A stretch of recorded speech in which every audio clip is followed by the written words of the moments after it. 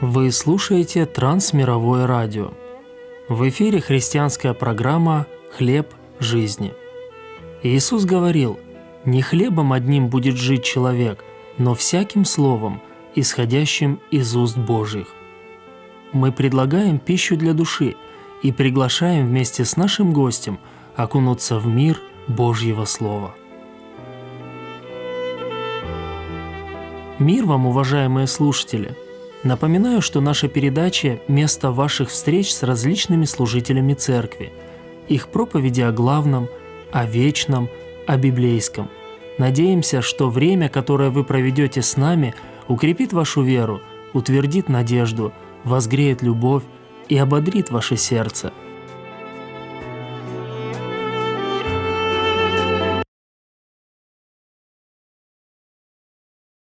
Перед микрофоном Сергей Бриштель и Жан Федоренко из Минской Церкви Воскресения. Тема нашего гостя сегодня связана с вопросом: так ли жертвует любовь? Присоединяйтесь.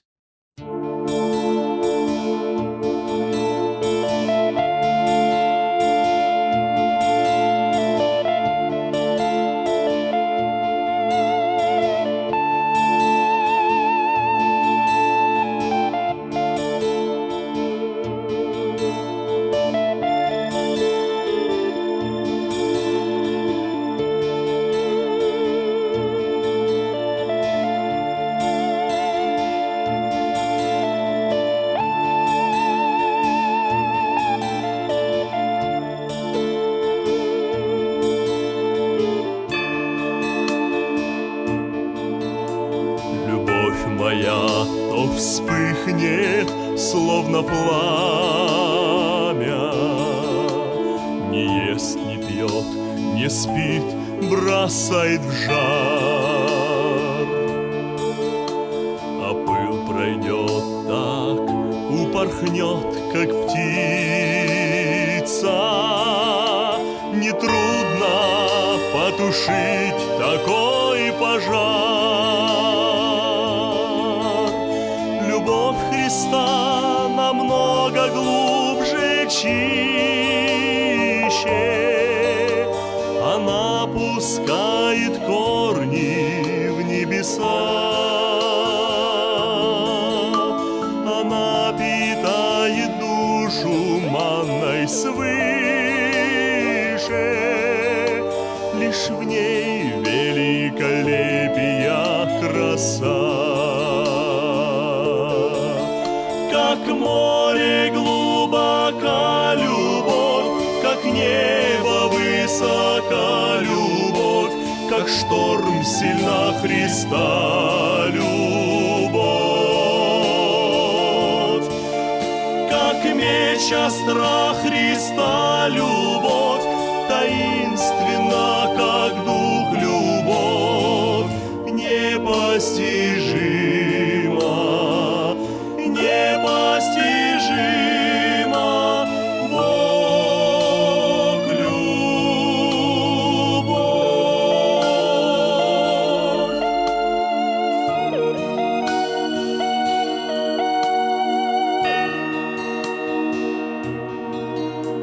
Любовь моя недолговечно длится, лишь слово не понравится, уйдет. А может и подобное случится,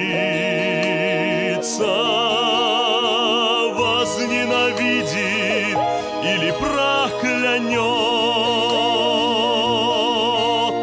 Любовь Христа всех грешников прощает,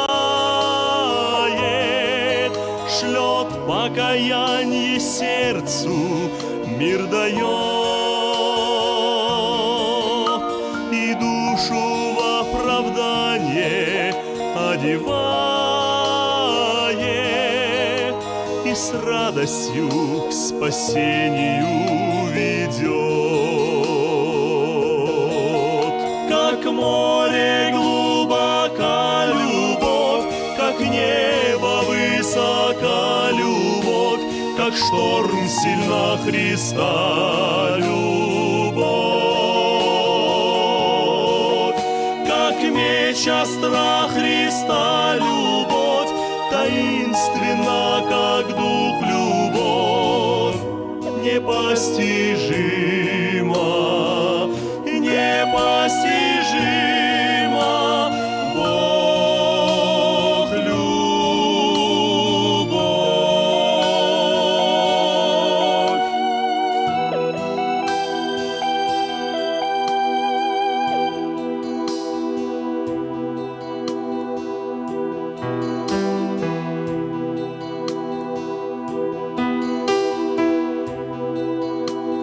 Моя любовь, как красота, спадает,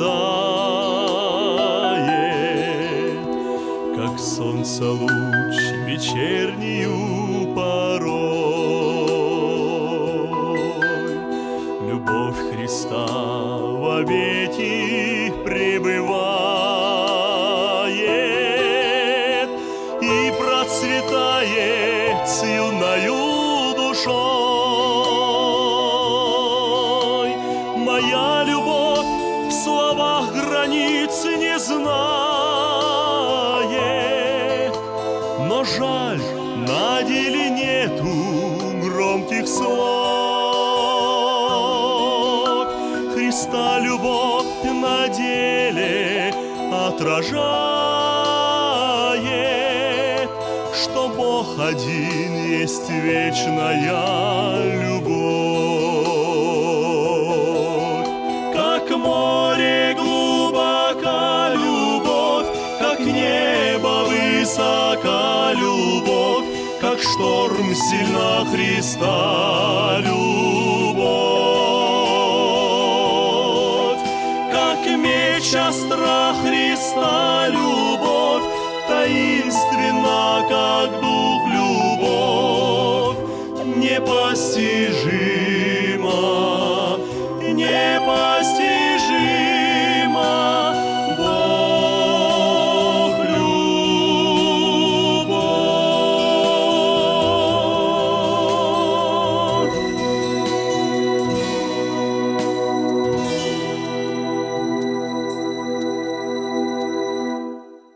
Любовь жертвует, но не всякая жертва свидетельствует об истинной любви. Даже наше самоотречение может нести в себе отпечаток горечи и осуждения. И естественно, что такое благодеяние перестает быть угодной Богу жертвой. Оно обесценивается нашим искаженным отношением к дающему, так и к принимающему. Как же понять, являет ли наше служение близким людям чистую жертву любви? Попробуем ответить на этот вопрос через рассмотрение симптомов искаженного самоотречения или псевдожертвенности, для чего выделим самые яркие признаки ложного, нездорового жертвователя. Во-первых, псевдожертвователь зависит от благодарности и похвалы. Это не значит, что ожидать благодарности само по себе греховно. Совсем нет. Другое дело огорчаться, когда ее не получаешь. Но именно это и происходит с теми, кто жертвует, чтобы быть замеченным. Например, муж, хорошо отремонтировав квартиру, ожидает, что супруга и дети будут восхищены его трудом. А они молчат. Как же тут не обидеться? Я старался, выкладывался, это все для вас, а вы даже не отметили мои старания. Но если глубоко разобраться, то содержание своего дома в порядке – это обязанность мужчины. Никто не обещал ему за это медалей и наград. Конечно, мы можем и промолчать, не похвалившись своими трудами, но это не значит, что наше сердце успокоится. Ведь даже молчаливой усталостью мы умеем демонстрировать наши победы и достижения. Нам очень хочется, если не похвалы, то как минимум благодарности. Что же здесь не так? Иисус, приводя в пример скрупулезную молитву фарисеев, вскрывает их ложную прилежность. И когда молитесь, не будь как лицемеры, которые любят в синагогах и на углах улиц останавливаться, молиться, чтобы показаться пред людьми. Оказывается, они делают все, чтобы быть замеченными. В другом месте Господь говорит о помощи нуждающимся. Итак, когда творишь милостыню, не труби пред собою, как делают лицемеры в синагогах и на улицах, чтобы прославляли их люди. Оказывается, что эти добрые жертвователи стяжают славу благодетелей. То есть, по словам Христа, всякий, кто хочет привлечь внимание и получить благодарность за свой труд, является духовным притворщиком. Это актер, который использует тех, кому он служит, исключительно в своих целях. Во-вторых, псевдожертвователь часто осуждает тех, кому служит.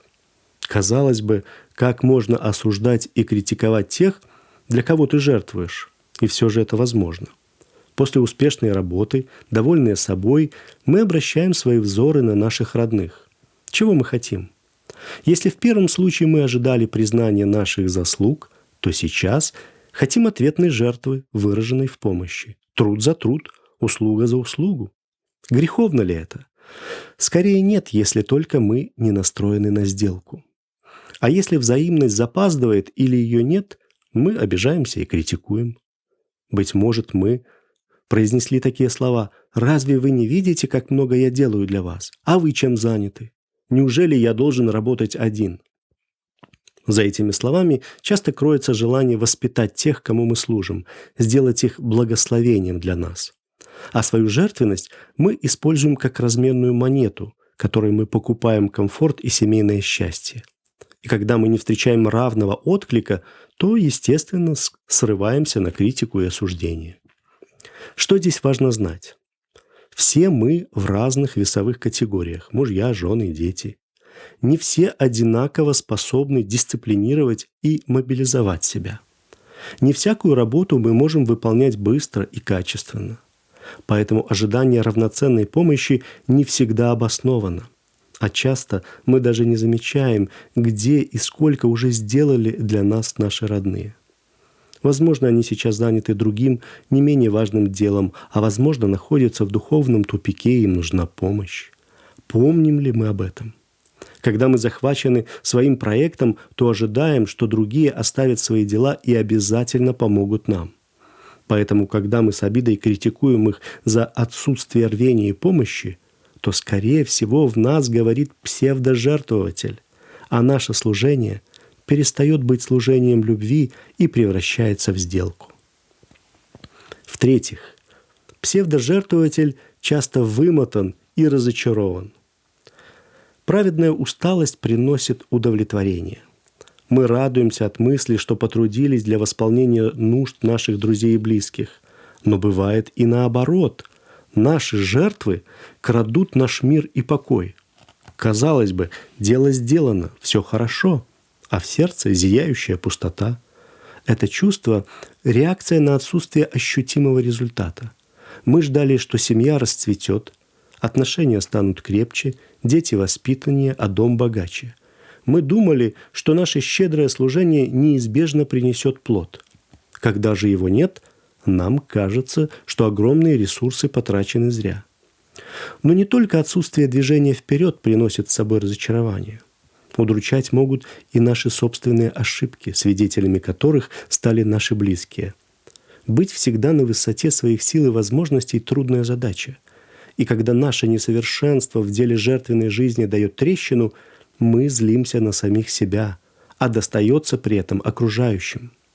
Конечно, мы соберем волю в кулак, примем меры, приведем себя в порядок. Но с каждой новой слабостью это становится делать сложнее. Ведь с новым падением мы теряем веру в свой идеал, который умеет добиваться результата. Понятно, что такой вид самоотдачи, где все подчинено достижению поставленных целей, никогда не принесет радости. Поэтому если итогом наших жертв стало опустошение и усталость, то, возможно, мы стали заложниками своих высоких стандартов. И если даже улыбки родных не способны вернуть нашу радость, то, очевидно, не их счастье является нашей целью. Ведь ложная жертвенность питается исключительно своими достижениями, исполнившимися планами и сбывшимися мечтами. Итак, если коротко обобщить черты псевдожертвователя, то он, во-первых, служит, чтобы его заметили и похвалили. Во-вторых, критикует и осуждает тех, кто служит меньше его. И третье, часто испытывает разочарование в себе и других. Здесь сразу стоит оговориться, что не всегда за всеми этими симптомами обязательно кроется неверный мотив в служении. Это лишь маркеры, с помощью которых мы можем исследовать и испытать свое сердце. В любом случае, всем нам есть куда расти, и уж тем более в понимании, что есть истинная любовь, долг и жертвенная жизнь. Так что же нам поможет избежать псевдожертвенности? Первое – это верное понимание Божьей благодати. Мы не сможем истинно жертвовать, если не поймем главный принцип наших взаимоотношений с Богом. Жить под благодатью значит незаслуженно быть принятым и любимым. Мы не можем адекватно и соразмерно отблагодарить Бога за Его благодеяние. По сути, мы обречены оставаться вечными должниками, без возможности вернуть долг. А Бог и не требует. Изо дня в день Он продолжает обильно одаривать нас новыми благами. Самой большой жертвой благодати стал наш Господь Иисус на кресте. Разве мы можем предложить нечто равнозначное? Никогда. Точно так же мы не можем воздать Христу, так и те, кому мы служим, не способны воздать нам. Но дело даже не в воздаянии, а в Его ожидании. Вспомните, как Иисус указывает на Отца как пример настоящего служения благодати. «Но вы любите врагов ваших, и благотворите, и взаймы давайте, не ожидая ничего, и будет вам награда великая, и будете сынами Всевышнего, ибо Он благ к неблагодарным и злым».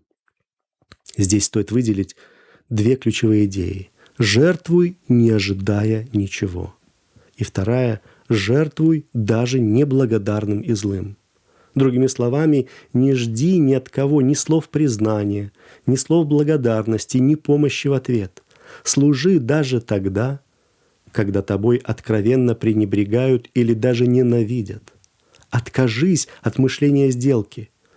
Там, где теплится ожидание, не приживается благодать. Это трудно, но только такая любовь имеет небесное, божественное происхождение. Только она является собой настоящую жертву благодати.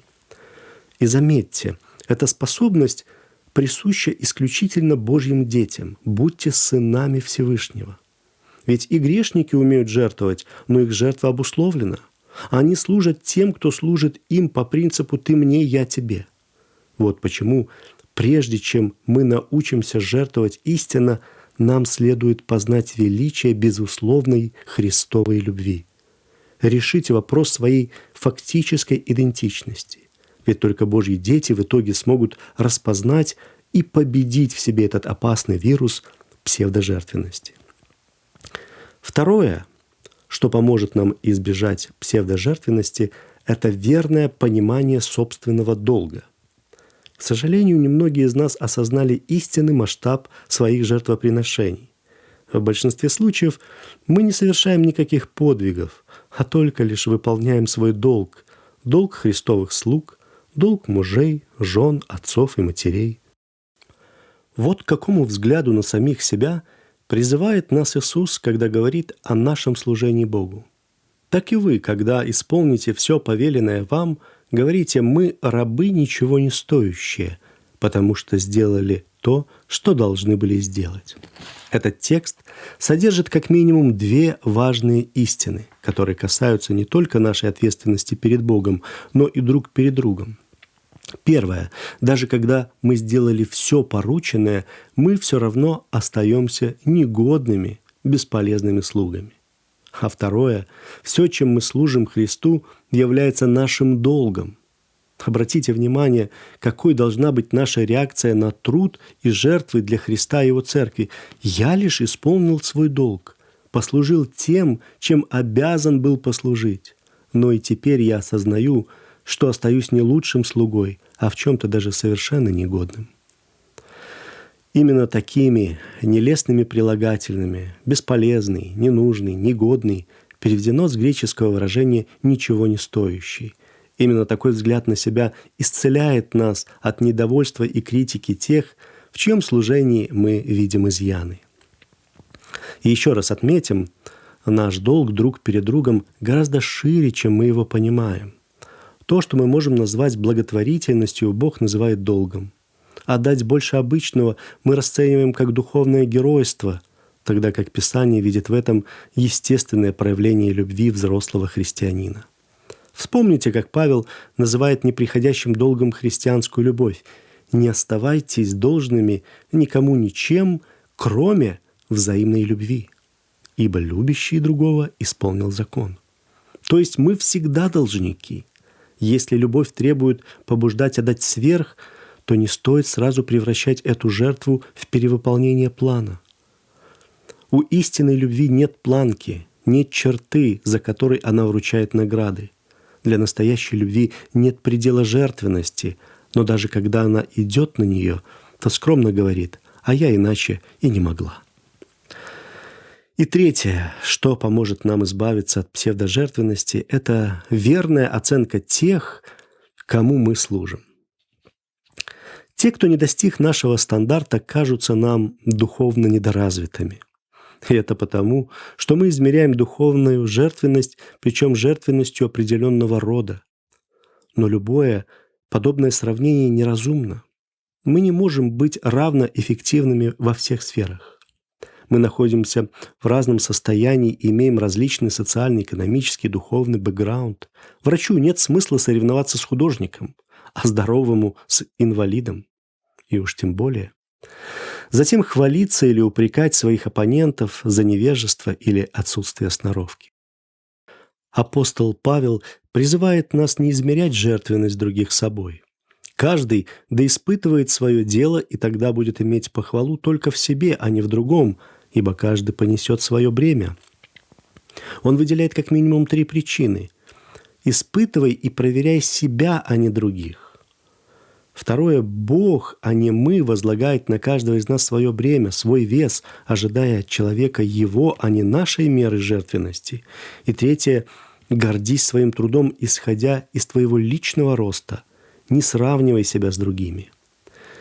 Твердая убежденность в этих 3 принципах поможет нам избежать мировоззрения псевдожертвенности, то есть перестать сравнивать трудозатраты и осуждать других за их мизерное или медлительное служение. И последнее уточнение.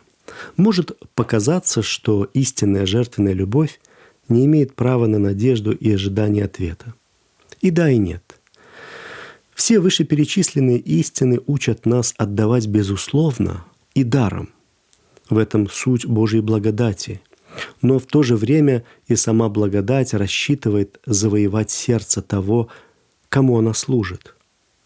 Но это нежный расчет, не давление, не упреки, не страдающее лицо, а терпеливое и любящее ожидание. Такая любовь жертвует и не требует моментального ответа. Она готова ждать годы и десятилетия и при этом не падать духом. Именно такая благодать была явлена нам во Христе. Принеся себя в жертву, Он благородно, по-царски ожидал нашего прозрения и возрождения к ответной любви. А Христос за всех умер, чтобы живущие уже не для себя жили, но для умершего за них и воскресшего. Да благословит вас Бог.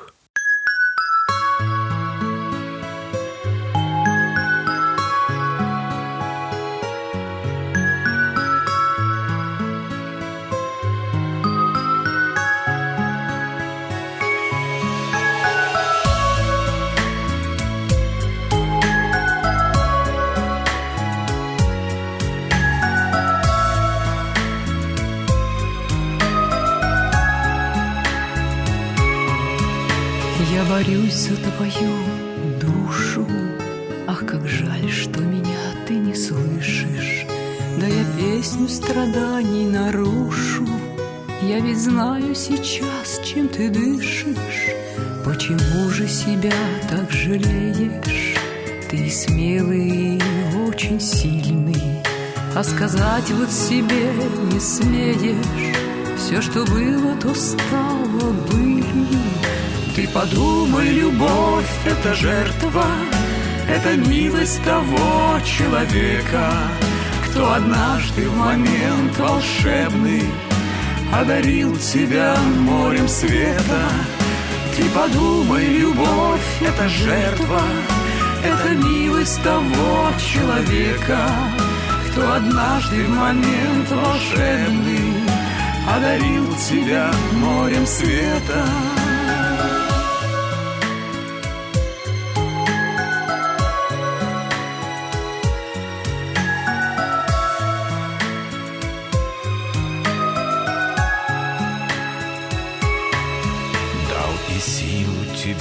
И надежду засиять и подняться над миром, сбросить старые прочь одежды, и вручил свою душу как лиру. Но душа — это птица свободная, удержать невозможно силой, а подставить крыло благородное неужели так трудно, милый? Ты подумай, любовь — это жертва, это милость того человека, кто однажды в момент волшебный одарил тебя морем света. Ты подумай, любовь — это жертва, это милость того человека, кто однажды в момент волшебный одарил тебя морем света.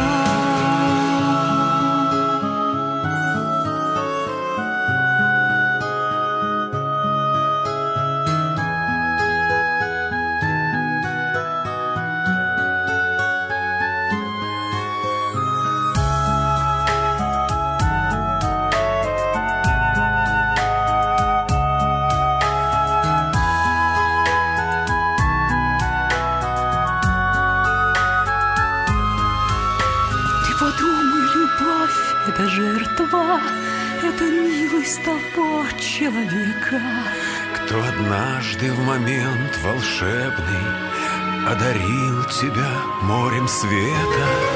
Ты подумай, любовь — это жертва, это милость того человека, кто однажды в момент волшебный одарил тебя морем света.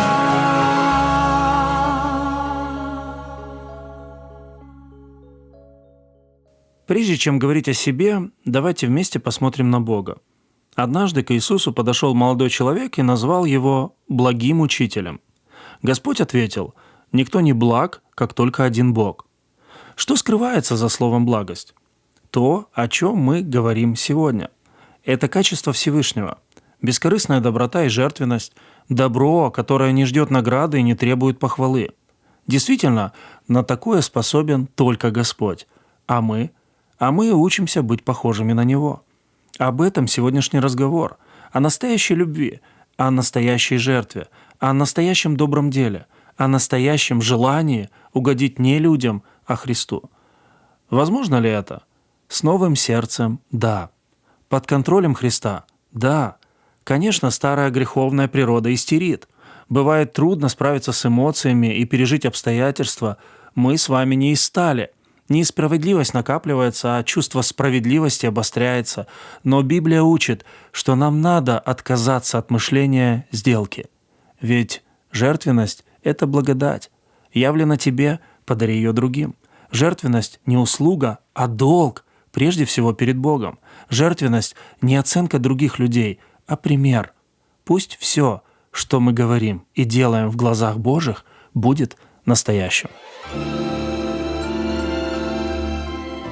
На этом наша сегодняшняя передача подошла к концу.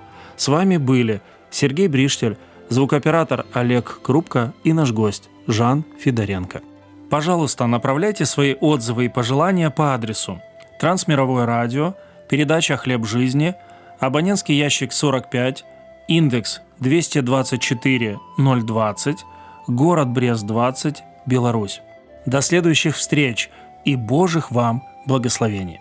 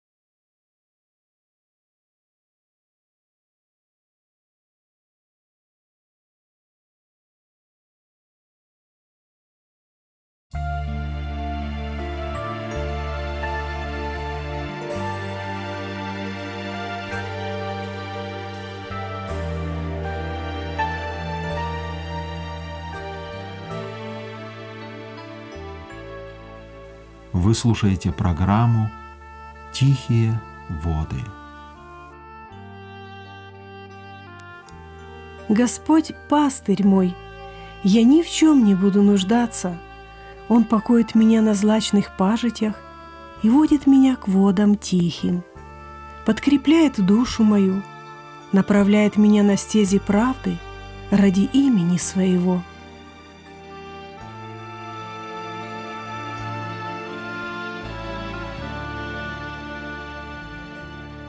Здравствуйте, дорогой друг! На волнах Трансмирового радио вас приветствует Павел и Ирина Тупчик. В эти дни многие христиане отмечают праздник Рождества Христова.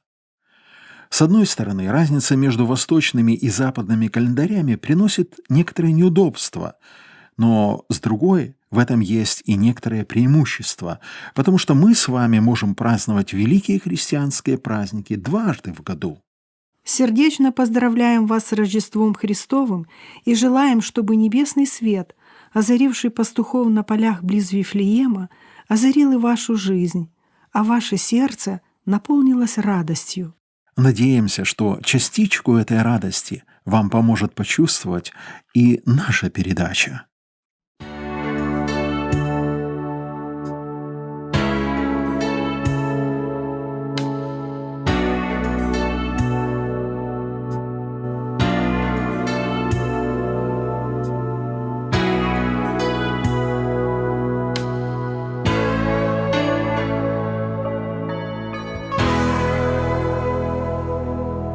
Пусть пещеры я той не найду, пусть не слышал я хора небесного, но к Спасителю рвется мой дух, окрыленный рождественской песнею, окрыленный рождественской песнею.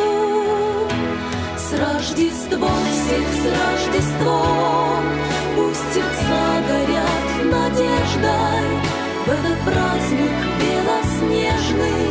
Пусть Христос войдет в ваш дом. С Рождеством всех, с Рождеством, пусть забудутся ненастья, пусть в глазах искрятся счастьем. Поздравляем с Рождеством. В эти дни я не буду грустить, что не слышал небесного пения. С каждым годом ценнее мне стих. В человеках благоволение, в человеках благоволение. С Рождеством всех, с Рождеством, пусть сердца горят надеждой в этот праздник белоснежный. Пусть Христос войдет в ваш дом. С Рождеством всех, с Рождеством, пусть забудутся ненастья, пусть в глазах искрятся счастьем. Поздравляем с Рождеством. Созерцая небесный свод, где в союзе величия торжественном все мне кажется тысячи звезд светят людям теперь по-рождественски, светят людям теперь по-рождественски. С Рождеством всех, с Рождеством, пусть сердца горят надеждой в этот праздник белоснежный. Пусть Христос войдет в наш дом. С Рождеством всех, с Рождеством, пусть забудутся ненастья, пусть глаза искрятся счастьем. Поздравляем с Рождеством.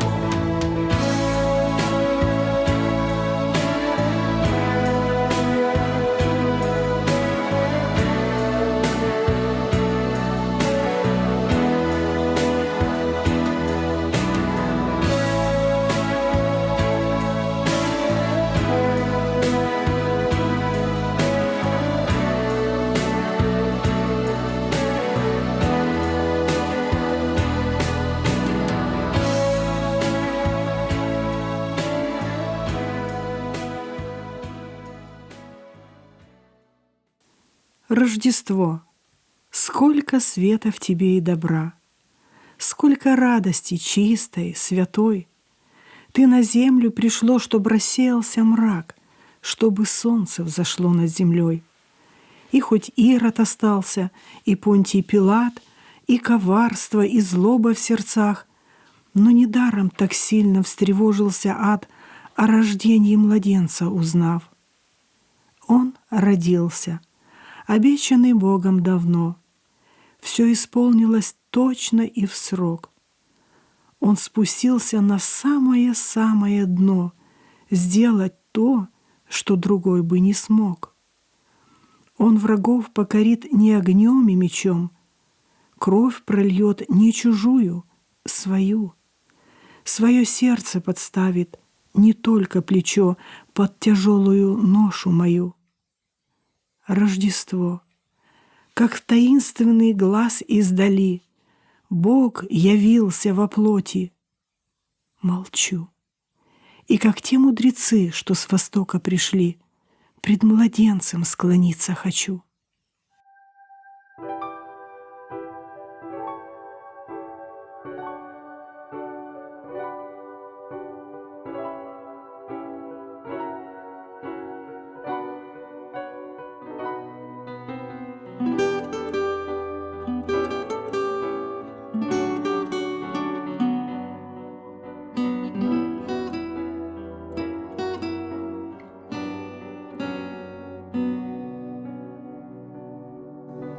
На землю спустилась тишина, объяла собою дома.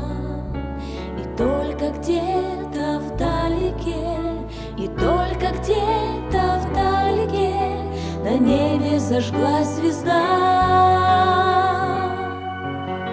Радость мир с собой принесла Вифлеемская звезда. Хочу, чтоб всегда надо мной была ты одна. Пой, пой, ангельский хор, людям расскажи, что в Вифлееме вам рожден Царь земли.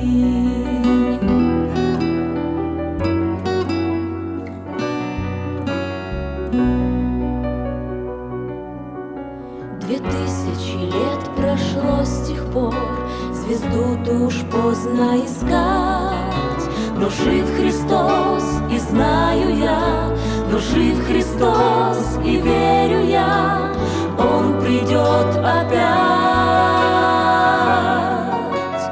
Радость мир с собой принесла Вифлеемская звезда.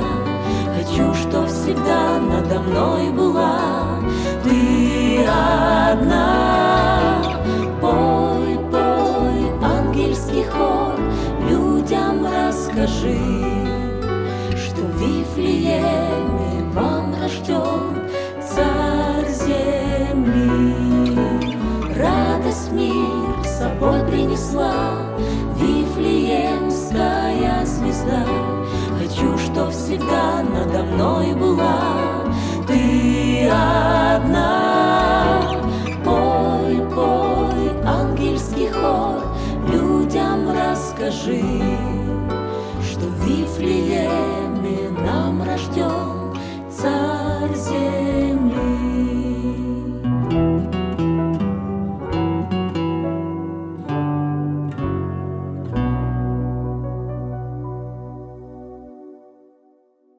Это, конечно, выглядит странным, что о человеке, родившемся более 2000 лет назад, до сих пор спорят. Причем не только историки, которым всегда хочется сказать новое слово о прошлом. О Христе спорят все – богатые и нищие, ученые и простолюдины, политики, военные, демократы и диктаторы. Уже это указывает на уникальную личность Христа. Откровенно говоря, у нас нет ни малейшего желания встревать в этот спор, тем более в такой прекрасный праздничный день. Сегодня Рождество Христово, и этим все сказано. Мы сегодня хотим обратить ваше внимание на свидетельства людей, которые знали об Иисусе не понаслышке.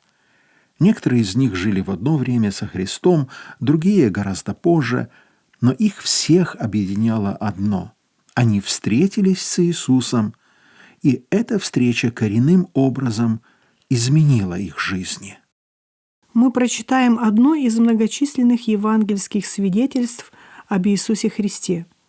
В Евангелии от Марка 7:37 написано: «И чрезвычайно удивлялись и говорили: все хорошо делает, и глухих делает слышащими, и немых говорящими». Мне кажется, что чувство людей, соприкоснувшихся со Христом, можно выразить фразой: «Как хорошо, что Он пришел». Эта мысль слышится в словах, которыми старец Симеон благословил младенца Иисуса. Симеон встретился со Христом в храме, куда пришел по влечению Духа Святого. Священное Писание не говорит, кем был Симеон. Достоверно мы знаем только то, что он был очень стар, и что он в свое время получил от Бога предсказание, что не умрет, пока не увидит Мессию своими глазами. В те времена в Израиле жило несколько миллионов евреев. Практически все они ожидали пришествия Мессии. Но Симеон ждал по-особенному. Слово Божие говорит, что Симеон ждал утешения Израилева. Слово «утешение» присутствует во многих мессианских пророчествах. Но, наверное, самое значительное из них записано в 51 главе книги пророка Исаии. Господь говорит там: «Я сам утешитель ваш». Многие израильтяне ждали Мессию как освободителя, который избавит Израиль от власти римлян и поставит их во главе мира. Но Симеон ждал утешителя, спасителя, который принесет Божий мир в сердца людей. Он ожидал Мессию, который принесет добрую весть нищим, исцелит сокрушенных сердцем, возвестит пленным освобождение и узникам открытие темницы, провозгласит лето Господне благоприятное и утешит всех сетующих. Можно понять чувство Симеона, когда он держал на руках Иисуса. Божье обетование исполнилось. Наступила новая эра для человечества. Слезы текли по морщинистым щекам старца. Как хорошо, что ты пришел! Окончились дни унижения, скорби, безнадежности. Бог снова с нами, а мы с Ним. Глядя на младенца, Симеон с дрожью в голосе говорил: «Видели очи мое спасение Твое, которое Ты уготовил перед лицом всех народов, свет к просвещению язычников и славу народу Твоего, Израиля». К сожалению, то, что видел Симеон, не смогли разглядеть большинство других людей. Израиль не принял Мессию Иисуса. Они отвергли его и даже распяли. Но придет день, когда на Божий народ, как пишет пророк Захария, изольется дух благодати и умиления, и они воззрят на него, которого пронзили, и будут рыдать о нем, как рыдают об единородном сыне, и скорбеть, как скорбят о первенце. Израиль примет отверженного Мессию, и он утешит их. Не только Израиль отверг Мессию. Христа отвергают и сегодня. Это происходит как на высшем политическом уровне, так и в жизни обыкновенных людей. Для многих Рождество стало просто зимним праздником, главным атрибутом которого является разукрашенная елка, основными персонажами Санта-Клаус или Дед Мороз, а содержанием – подарки. Но, к счастью, не все так празднуют Рождество. Миллионы людей в этот день говорят с глубокой благодарностью в сердцах: «Как хорошо, что Он пришел!» Если бы Христос не пришел, мир уже давно бы погрузился в холодный мрак. Не только положительные ресурсы человечества были бы исчерпаны, но и Божье долготерпение заканчивалось. Бог не мог терпеть торжество греха, похоти, унижение человеческого достоинства. Если бы Христос не пришел, мир уже давно бы погиб.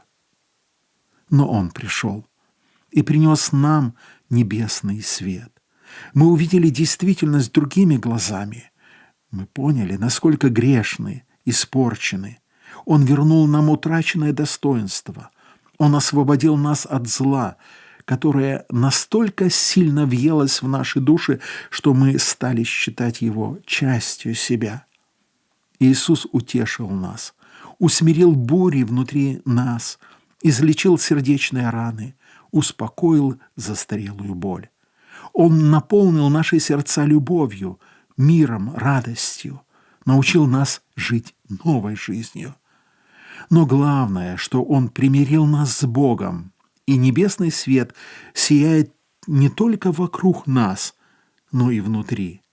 Теперь нам не страшны самые трагические обстоятельства, потому что Бог всегда с нами и в нас. Как хорошо, что Он пришел.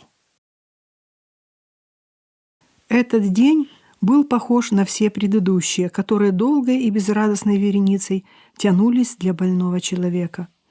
Он находился в Вифезде, своеобразном пансионате для больных и престарелых. Вифезда в переводе означает «дом милосердия». Но то, что этот человек там находился, свидетельствовало не о милосердии общества к нему, а о том, что он не мог рассчитывать на милосердие за пределами этого места. Он болел долгое время, 38 лет. Возможно, его родителей уже не было в живых, а родственникам надоело ухаживать за безнадежно больным, и они определили его в Вифезду. Больных в Доме милосердия держала одна надежда. По временам в бассейн сходил ангел, и вода начинала бурлить. Первый, кто сходил в воду по возмущении, исцелялся. За 38 лет больной стал свидетелем многих исцелений, но сам был слишком слаб, чтобы первым войти в воду. В тот день жизнь этого человека изменилась. В купальню Вифезда пришел Христос. Он увидел величайшую нужду и безнадежное положение больного и подошел к нему. Больной услышал: «Хочешь ли быть здоров?» Он ответил Христу: «Конечно, Господи, но у меня нет человека, который опустил бы меня в купальню, когда возмутится вода. Когда же я прихожу, другой уже сходит прежде меня».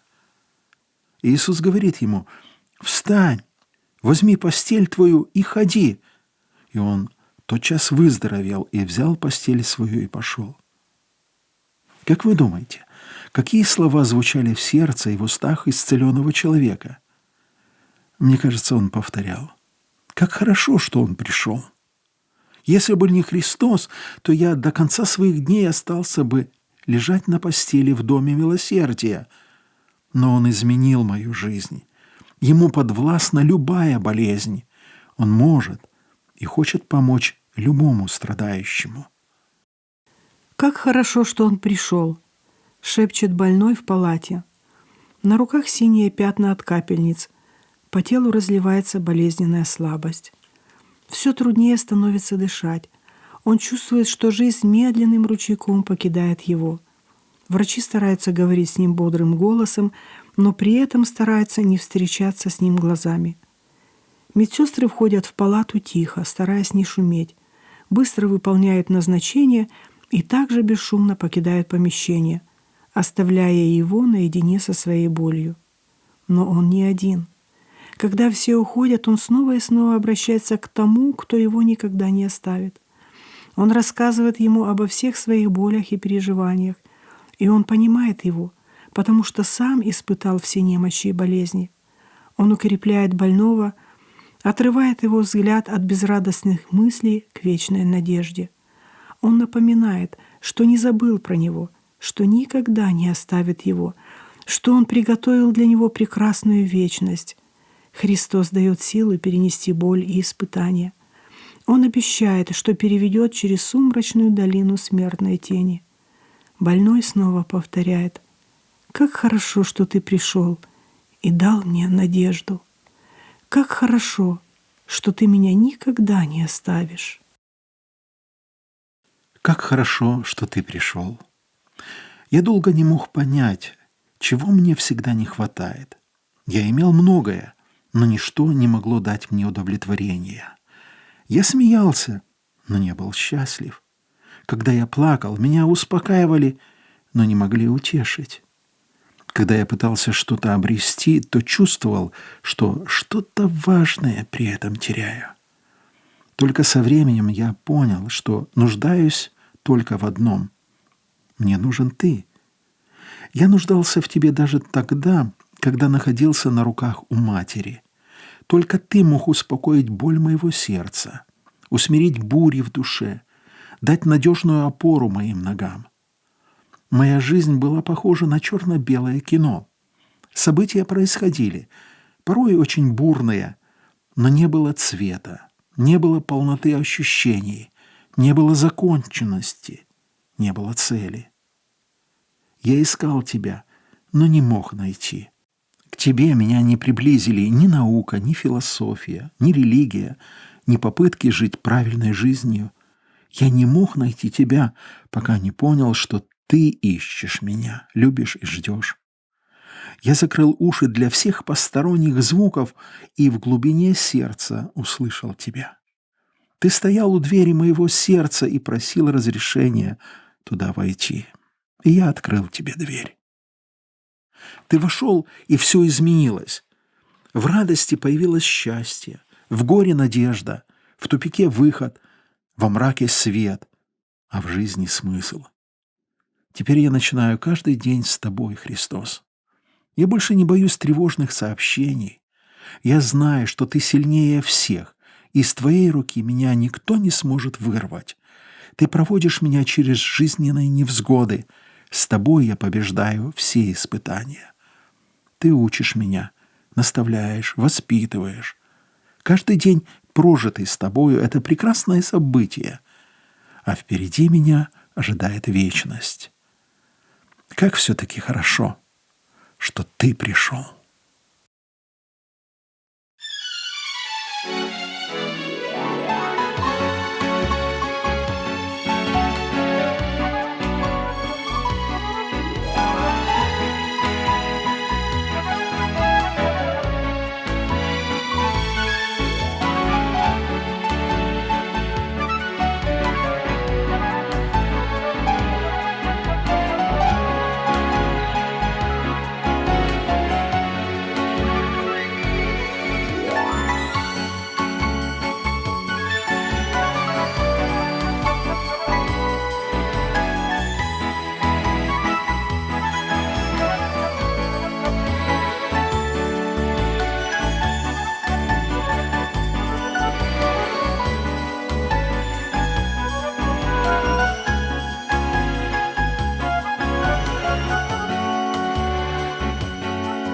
Он так любит всех нас, что оставил небо и родился в грешном мире, чтоб людей спасти, чтобы каждый смертный, как бы ни был грешен, вместо горя, скорби, счастья, радость мог найти. Он родился, чтобы грех твой на себя принять, чтобы быть распятым в мире, за тебя страдать, чтобы дать тебе прощение и любовь свою, навсегда вернуть в небесную страну.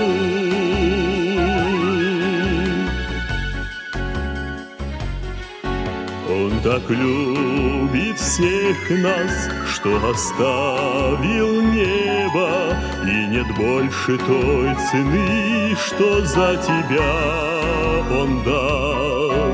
Так придишь сегодня на призыв Господний, отзовись скорей, ведь долго так тебя Он ждал. Он родился, чтобы грех твой на себя принять, чтобы быть распятым в мире, за тебя страдать, чтобы дать тебе прощение и любовь свою, навсегда вернуть в небесную страну.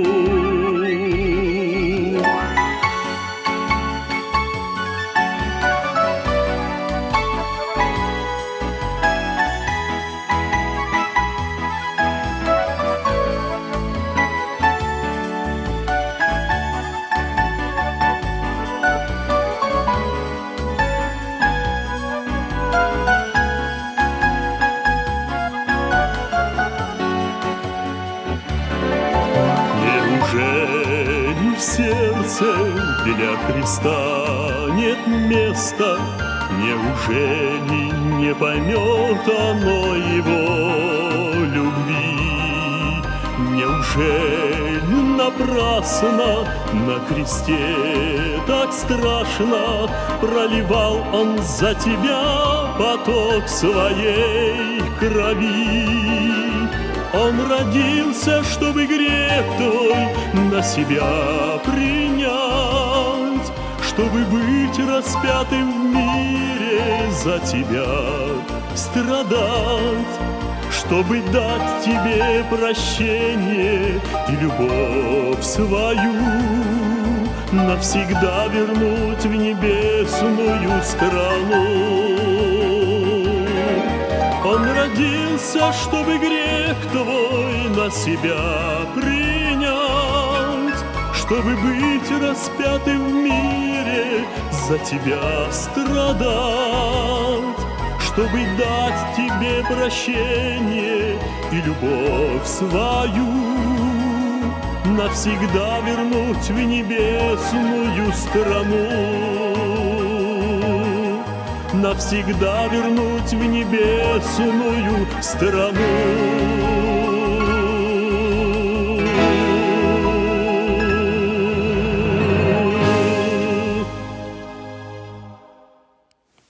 Наша радиопередача заканчивается.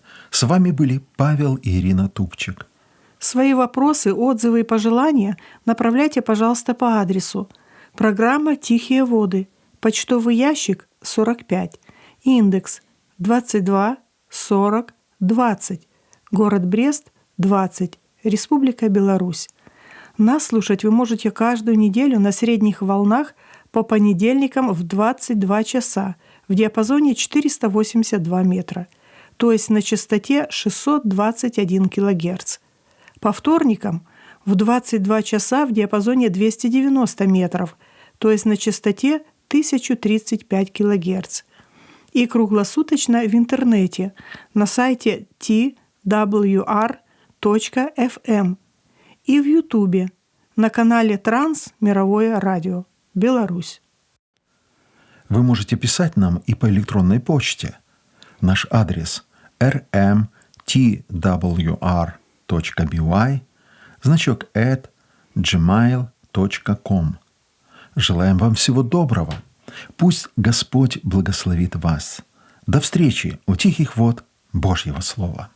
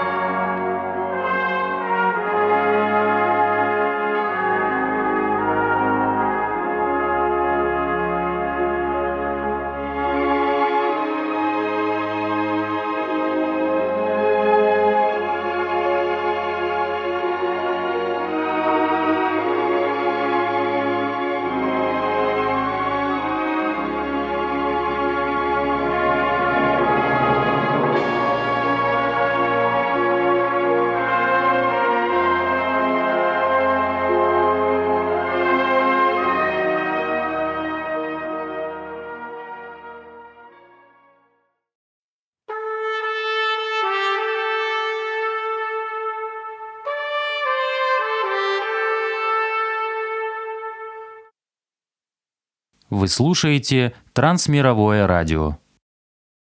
В эфире программа «Слово на сегодня».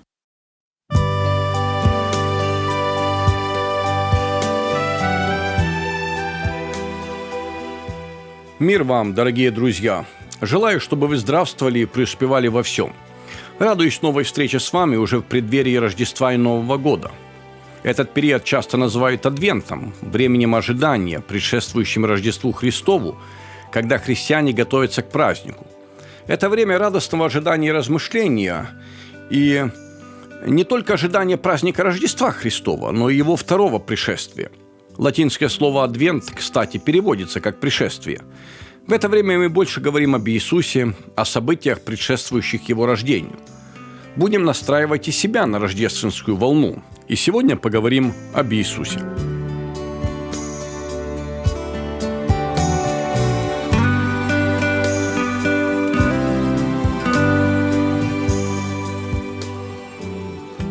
Христос, Иисус, Эммануил, Господь, Сын человеческий, Сын Божий – это разные имена нашего Спасителя. Может быть, самое дорогое, близкое нашему сердцу – это имя Иисус. Иисус – земное имя нашего Спасителя. Оно происходит от еврейского «Иешуа», что значит «Господь спасения». Сегодня мы попытаемся осмыслить Его личность и дела в 3 направлениях – прошлом, настоящем и будущем. Итак, первое. Думая об Иисусе, мы можем смотреть назад, в прошлое. Оглянитесь на крест, который является причиной того, почему Он пришел на землю в человеческом виде. Принял человеческую природу, пострадал и умер за нас. Чтобы направить наши мысли на этот предмет, вспомним, что записано еще в Ветхом Завете у пророка Исаии. Там содержится прямое приглашение от самого Бога. «Ко мне обратитесь, и будете спасены все концы земли, ибо я Бог, и нет иного». Только там, на кресте Голгофы, мы находим единственно возможное спасение. Я думаю, нам необходимо сконцентрировать наше внимание на кресте, чтобы увидеть все историческое значение нашего спасения. Бог осуществил спасение, потому что мы впали в грех по нашему собственному выбору, и человеческий род не имел способности спасти себя сам. Действительно, для нас не было никакой надежды и никакой возможности вновь обрести то совершенство, с которым Бог сотворил человека. В результате мы находились под Божьим осуждением, так как Он праведен и должен был наказать грех, а не смотреть на него сквозь пальцы. Испытывая любовь к человеку и понимая всю его безнадежную ситуацию, Бог решил еще до создания мира, что Его любовь пошлет на землю Сына Божьего. И когда пришло назначенное время, Иисус Христос родился от Девы Марии. В этом вся важность и все содержание рождественского рассказа. Он пришел на эту землю, чтобы спустя 30 с небольшим лет пострадать и умереть на кресте. На протяжении своего служения в проповеди, учении, чудесах Христос часто говорил о любви Его Отца к нам, о том, что Он находится на земле для того, чтобы передать сердечное желание Небесного Отца увидеть спасение каждого человека. А еще Он пришел, чтобы научить, дать силы для святой жизни. Он также обещал Святого Духа своим последователям и повелел, чтобы они шли в мир с вестью о спасении. В своем обращении через пророка Исаию Бог выражает свою волю о том, чтобы все народы земли получили спасение. Теперь Он предлагает это спасение через крест единородного Сына Божия Иисуса Христа. В Нем достаточно силы для всех, кто верует. Итак, наше размышление о Христе начинается со взгляда назад, на тот момент в истории, когда Он страдал и умер на кресте. Но на 3-й день Он воскрес. Он не замученный в пытках и павший герой. Он воскресший и живой Господь. Иисус Христос – это истинный Бог и наш Спаситель. Следующая стадия нашего размышления о Христе – это взгляд вверх. Мы помним о том, что Он присутствует в нашей повседневной жизни. Мы думаем об этом, глядя на небо. Вообще, мы читаем, что в Ветхом Завете люди обычно молились именно так, возводя взор к небу. То же сделал Иисус, когда молился об исцелении Лазаря. Помните? Написано, что Иисус возвел очи к небу и сказал: «Отче, благодарю Тебя, что Ты услышал меня». Сегодня мы чаще молимся, опуская головы вниз.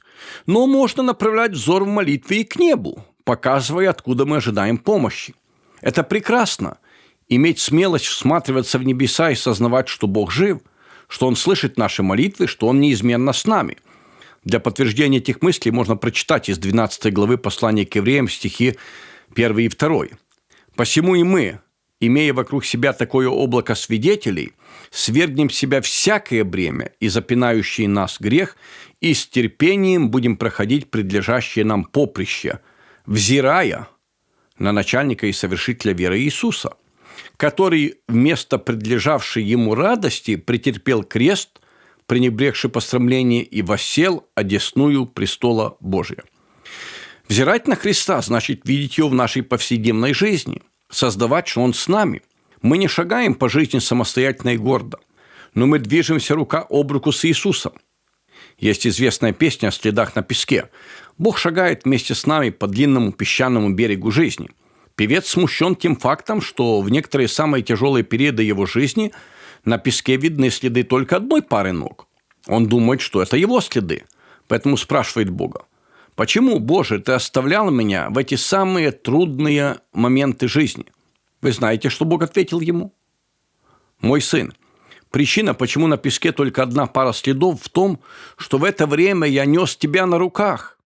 Именно эта мысль выражена в 12 главе послания к евреям. Мы взираем на Христа. Мы осознаем, что Он постоянно в нашей жизни, и Он желает быть важнейшей частью нашей жизни. Он живой и воскресший Господь. И, наконец, третий аспект нашего размышления о Христе – это взгляд вперед в ожидании возвращения Христа. Он обещает, что вновь вернется. Одно из мест Писания, которое подтверждает наше ожидание прихода Христа, записано в послании к Титу, 2 глава, 13-14 стихи, где говорится о том, как нам жить, ожидая блаженного упования и явления славы великого Бога и Спасителя нашего Иисуса Христа, который дал себя за нас, чтобы избавить нас от всякого беззакония и очистить себе народ особенный, ревностный к добрым делам. Здесь мы видим, что не только в настоящем мы живем в повседневном контакте с нашим Господом, но и в будущем нас ожидает славное общение со Христом, которое будет продолжаться всю вечность. Жизнь христианина будет продолжаться вечно. Наша связь с Христом будет продолжаться вечно. Мы ожидаем Его пришествия. Он обещал, что вернется, и это неминуемо произойдет. В этом нет никакого сомнения. Это может произойти в любой момент. Поэтому, думая об Иисусе, христианин также смотрит вперед. Наши взоры напряженно устремлены в будущее, и мы понимаем, что в любой миг Иисус может прийти. Мы ожидаем Его со старанием и усердием. Слова, записанные Титу, можно перефразировать так. Если вы действительно понимаете, что Иисус вернется вновь, если вы в самом деле верите, что Его приход гарантирован, и если вы по-настоящему осознаете, что Он готовит для себя народ, церковь, которую возьмет к себе, чтобы она жила с Ним вечно, то это увещевание должно наполнить вас усердием и старанием к добрым делам, пока еще есть время. А самое лучшее из этих добрых дел – это возвещение и распространение Слова Божьего, когда вы поклоняетесь Богу, прославляете Его и передаете благую весть другим. Дорогой друг, если вы еще не являетесь верующим в Иисуса Христа, то наше желание и цель в том, чтобы вы нашли Его как Господа и личного Спасителя. Подумайте над этим и взирайте на Христа. Смотрите назад, в прошлое, размышляя о важности Его креста для вашего спасения. Смотрите вверх, понимая, что Иисус – это восставший из мертвых Господь, который сидит на небесном троне, но в то же время хочет быть с вами. Он слышит ваши молитвы и будет сопровождать вас в вашей жизни. Смотрите вперед в будущее, ожидая второго пришествия Христа, который явится, чтобы забрать верующих на вечном небеса. Друзья, ожидая празднования Рождества Христова, будем размышлять о Христе и ожидать Его второго пришествия. Благослови вас в этом Бог.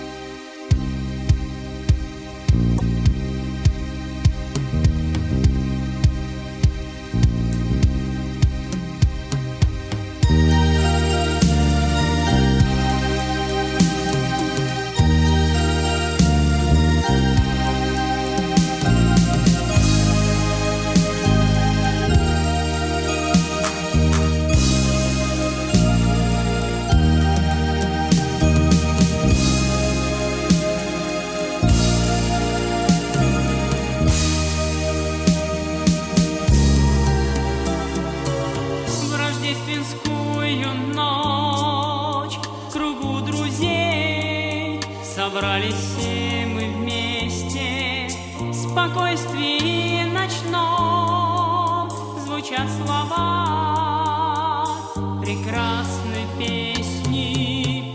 Спаситель мира нам рожден, небесный трон оставил Он.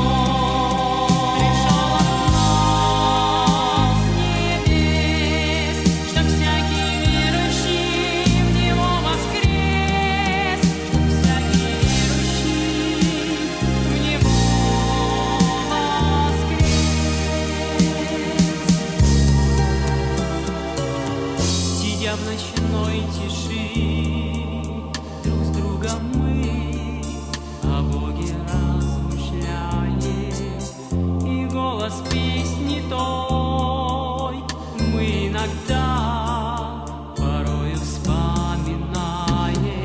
Спаситель мира нам рожден, небесный трон оставил Он, пришел Он.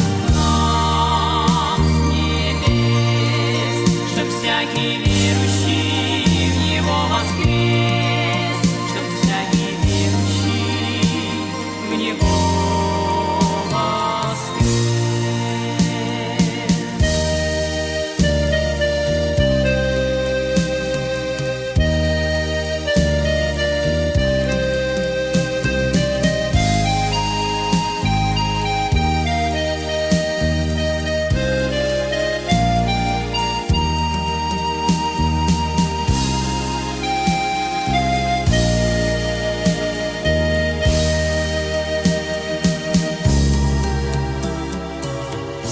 Возродить сердца та ангельская песнь, что нам явилась, принес Иисус любовь, и для тебя она открылась. Спаситель мира нам рожден, небесный трон оставил Он, пришел всякий верующий в Него воскрес, чтоб ты, мой друг, воскрес.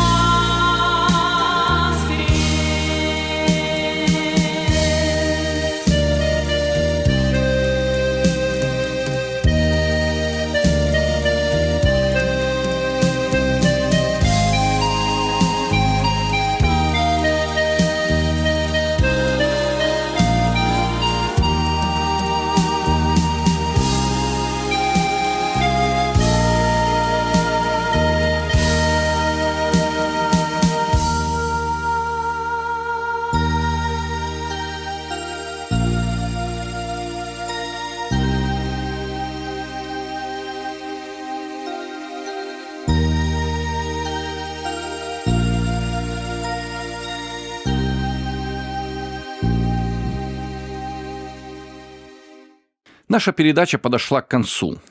Мы будем рады вашим письмам. Пишите нам по адресу. Программа «Слово на сегодня», почтовый ящик 45, индекс 224020, Брест, Беларусь. С вами был ведущий Леонид Михович. До новых встреч в эфире. Да благословит вас Бог.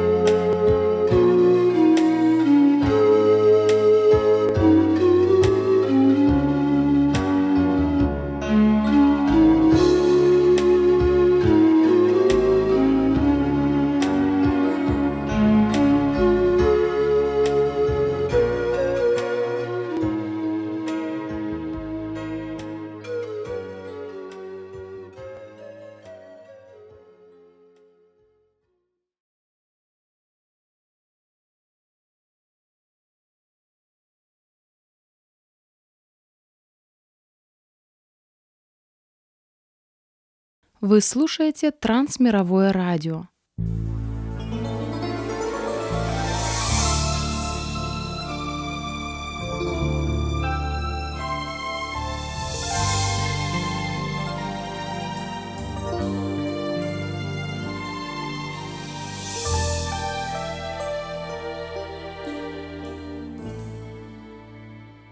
В эфире программа для женщин «Суламита».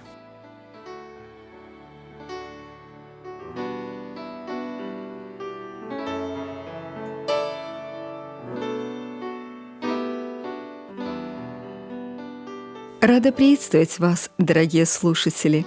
С вами ведущая Елена Делюк. Подходим к концу еще один год, приближается Рождество, праздник, который принес великую радость для людей. В мир пришел Спаситель.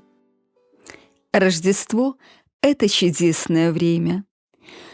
Пусть только оно не будет сведено для нас и наших детей до минимума – гирлянды, елки и подарки. Потому что это прекрасная возможность преподать детям уроки добра, жертвенности, гостеприимства. Как это сделать? Анна Захарова как раз подготовила несколько советов, которые она назвала «Уроки Рождества».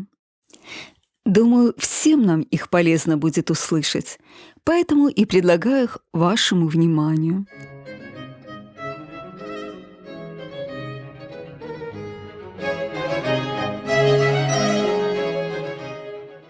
Писание говорит, что учить детей Слову Божьему нужно непрестанно.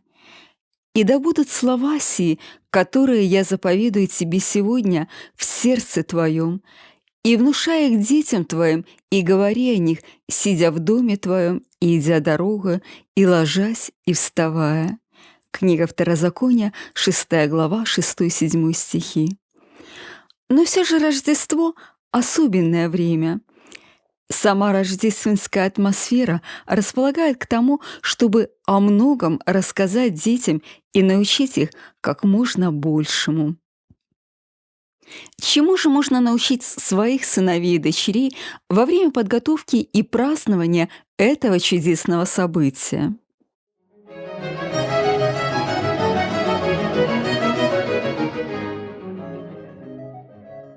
Подготовка к Рождеству – отличный шанс вовлечь детей в церковные дела и в служение.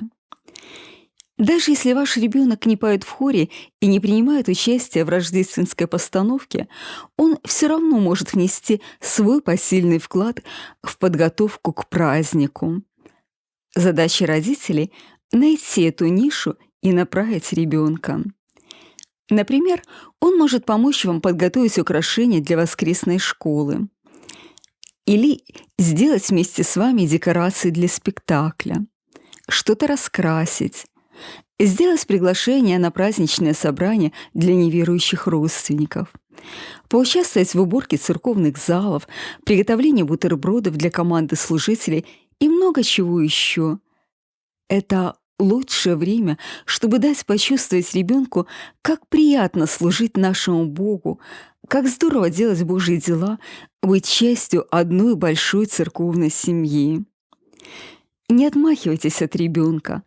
Пусть даже у бутерброд будет кривой или пригласительный билет немного аляпистый. Главное, там будет частичка его души и стремление быть в служении.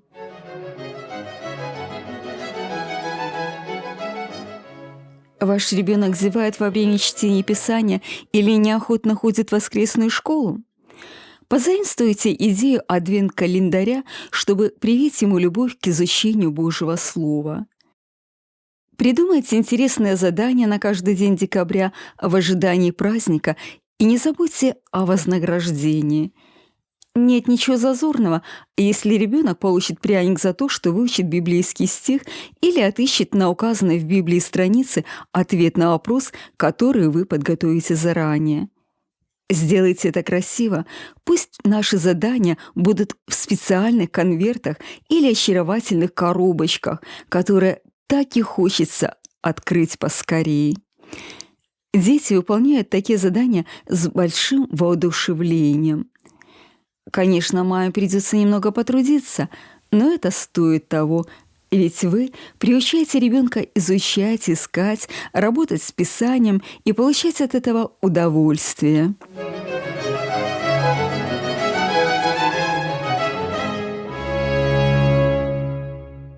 Открывайте двери своего дома и учите детей гостеприимству.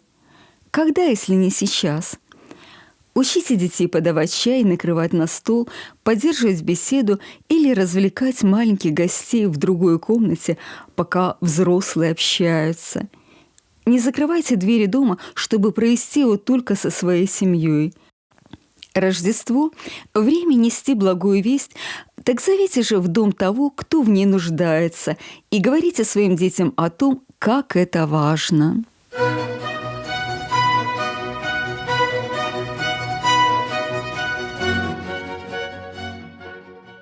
Учите открываться перед Богом.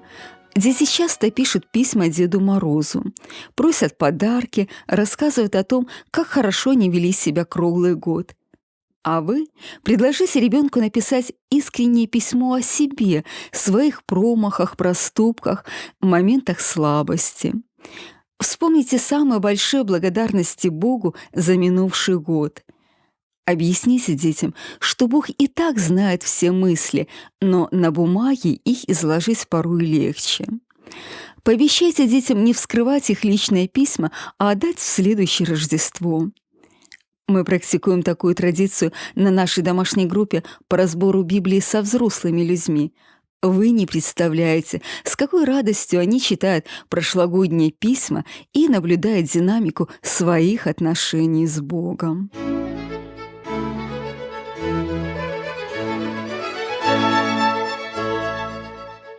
Учите жертвовать и отдавать.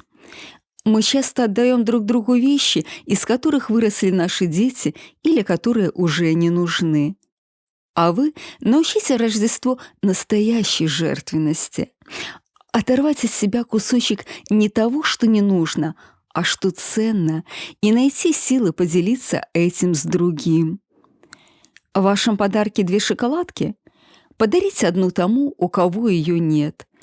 У ребенка есть карманные деньги? Предложите сделать кому-то небольшой рождественский сюрприз. Соберите праздничный подарок для того, кто не может себе этого позволить. Поделитесь едой со стола, покажите ребенку пример того, как прекрасно отдавать. В период подготовки к Рождеству родители часто бывают заняты, а дети предоставлены сами себе. Что не делают в телефонах, что читают и смотрят по телевизору, порой остается за гранью родительского контроля в этот период. Подготовьтесь к этому заранее. Будьте во всеоружие. Купите для ребенка интересные рождественские книги.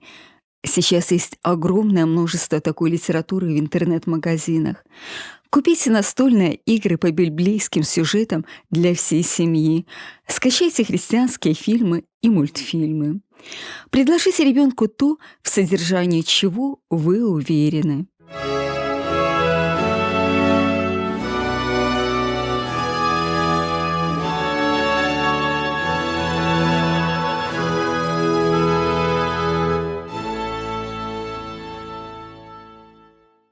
Что бы вы ни делали в этот чудесный период, главное, не лишайте детей сути Рождества. Все как в том стихе, который мы упомянули в начале программы. «И да будут слова сии, которые я заповедую тебе сегодня в сердце твоем, и внушай их детям твоим, и говори о них, сидя в доме твоем, и идя дорогой, и ложась, и вставая. Учите добру, учите любви, учите милости, жертвенности, посвященности». Благословенного вам Рождества! Благословляйте и дарите любовь! Большие дома, тепло и свет, но там закрыты двери, там Иисусу места нет.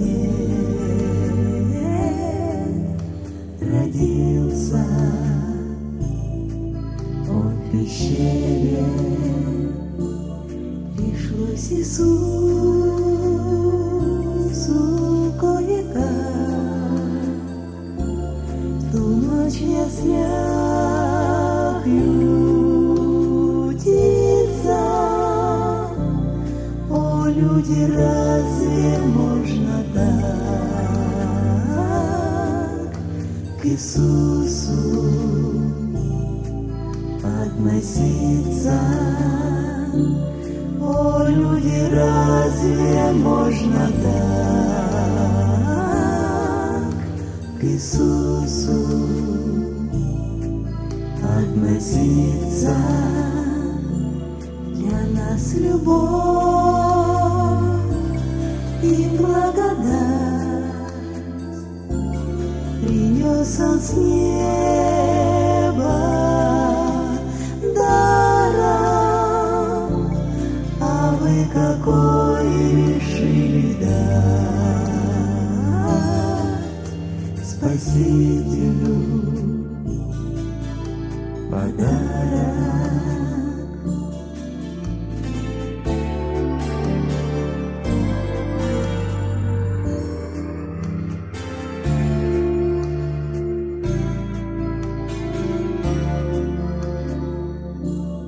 Иисус Христос, когда Тебя не принимают где-то, то я приму Тебя, любя,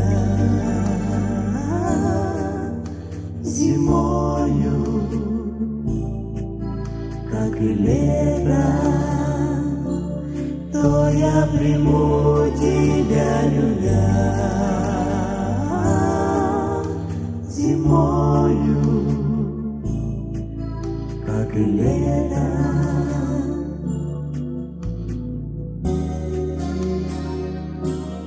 Ты приходи ко мне тогда, я буду ждать и моей душе Тебе всегда открыты будут двери, моей душе Тебе всегда открыты будут двери.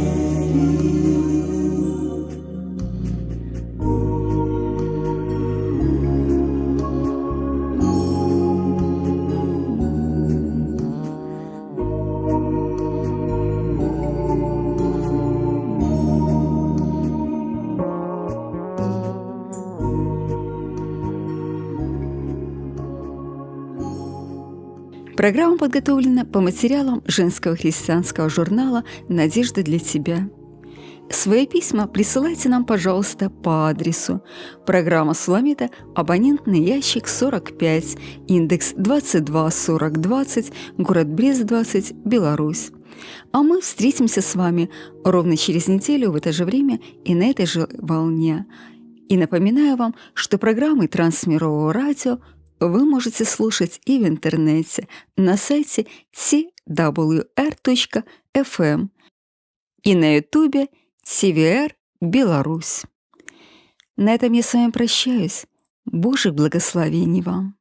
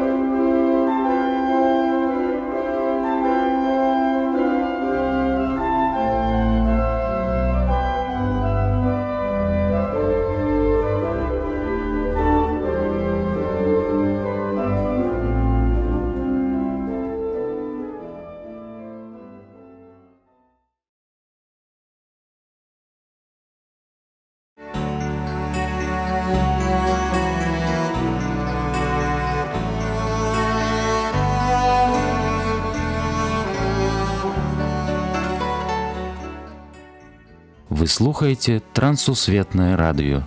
У эфіры хрысціянская праграма «Голас друга». Да святой крыніцы чысціні кліча голас друга з вышыні. Голас гэты верай незямною засяляе шчыра кожны дом. Слухай голас друга ўсёй душою, і душа напоўніцца святлом. Прапануем перадачу з раздзелу «Мы і Біблія».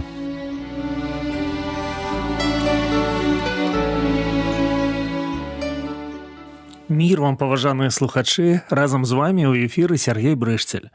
Тэма сённяшняй размовы «Надвор'е ў доме». Для Бога няма падзелу на царкоўнае і прыватнае жыццё. Павел проста і ясна пісаў пра гэта Калоскай царкве. Усё, што вы робіце словам або справаю, усё рабіце ў імя Господа Іісуса. Ці закрадае гэта сям'ю? Вядома. Хрысціянства паляпшае ўсё, бо ўсё, што робіць хрысціянін, гэта набажэнства. Дзіўная філасофія жыцця. Яна прыводзіць у дзеянне ўнутраныя матывацыйныя механізмы. У выкананні іх вялікае дабраславенне. Таму нельга выцясняць хрысціянства на завуголле штодзённасці. Сёння садкі, школы, універсітэты, працоўныя месцы светскія. Людзі перасталі чытаць і карыстацца Бібліяй. Гэта паўплывала на сем'і, а значыць, на грамадства.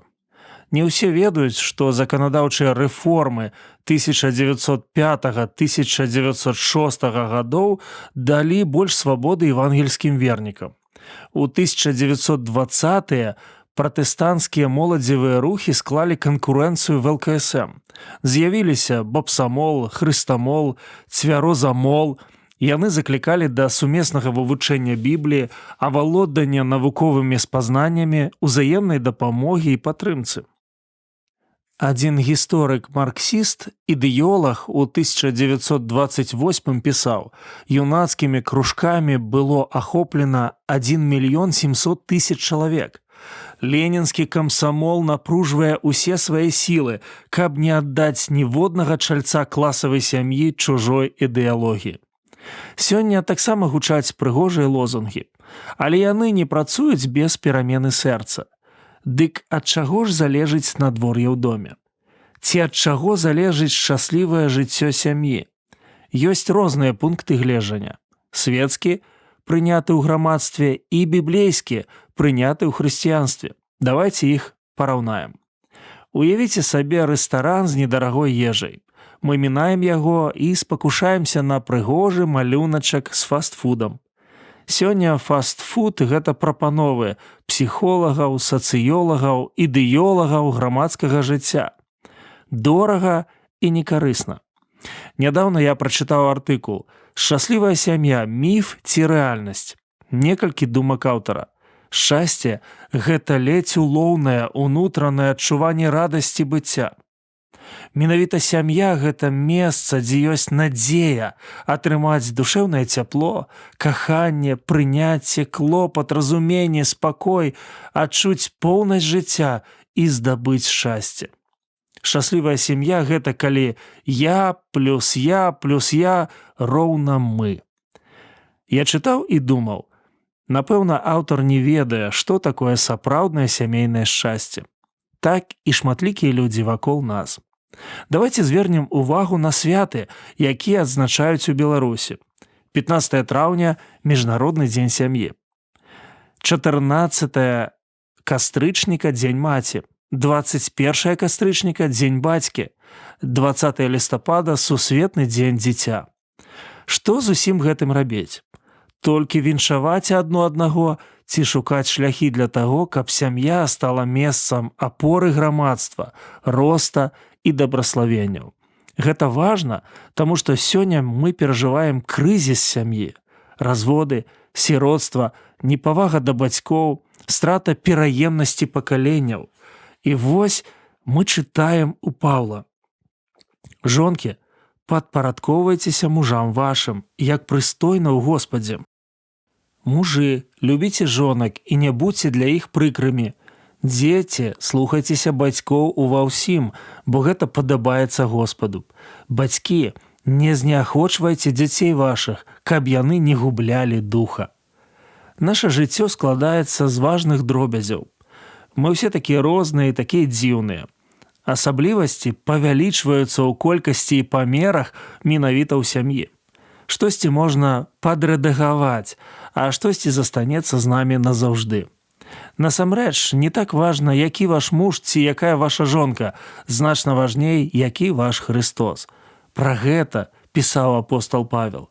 Жанчыны, падпарадковайцеся мужам сваім, як Господу, але як царква падпарадковваецца Христу, гэтак і жонкі сваім мужам ува ўсім.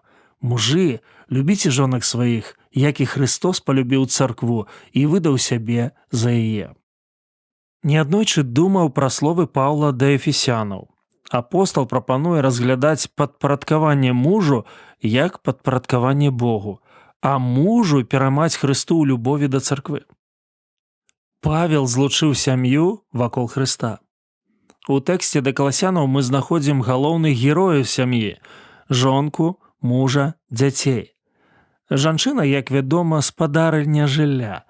Аднак, нягледзячы на гэта, у яе ёсць муж. Яна за яго спіной, за ім апошняе слова.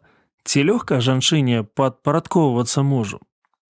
Мне іншы раз здаецца, што мужчыны нагадваюць вартаўнікоў, суддзяў, пракурораў.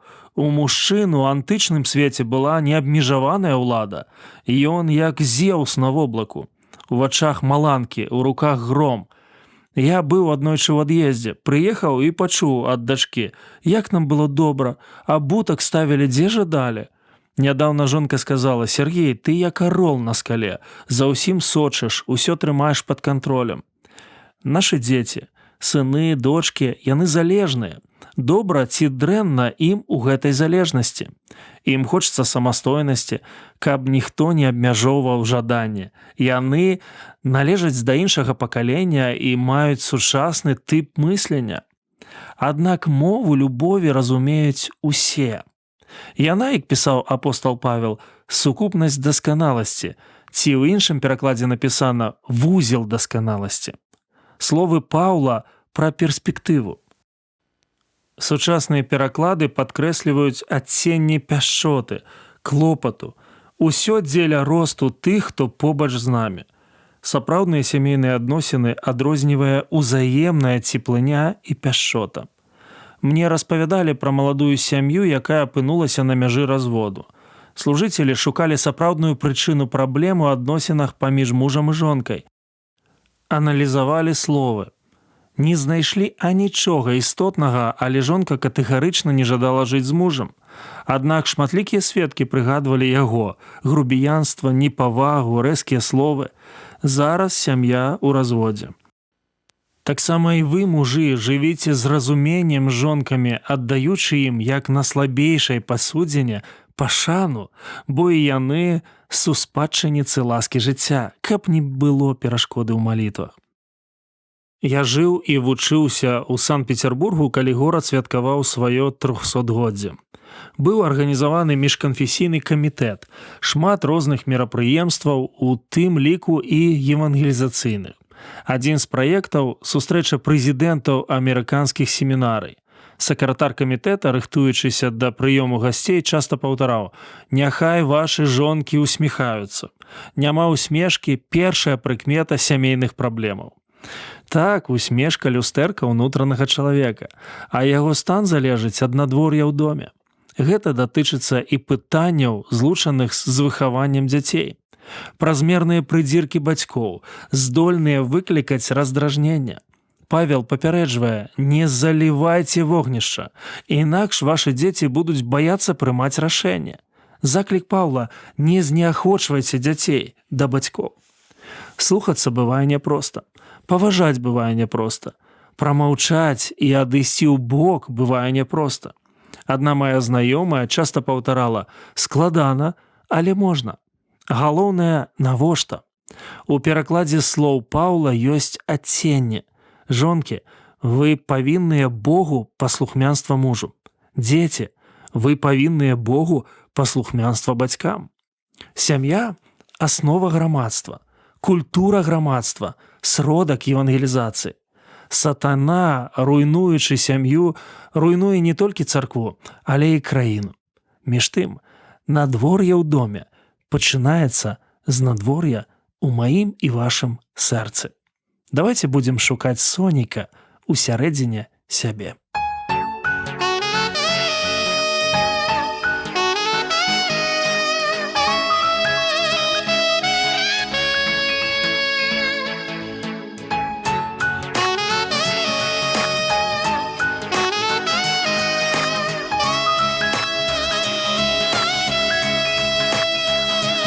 Я не хочу вернуть тех лет, где не было тебя, ни рук твоих, ни глаз, ни губ. Я жить хочу, любя. Я не хотела вновь прожить разлуки и дожди. Хотела б я перечеркнуть те пасмурные дни.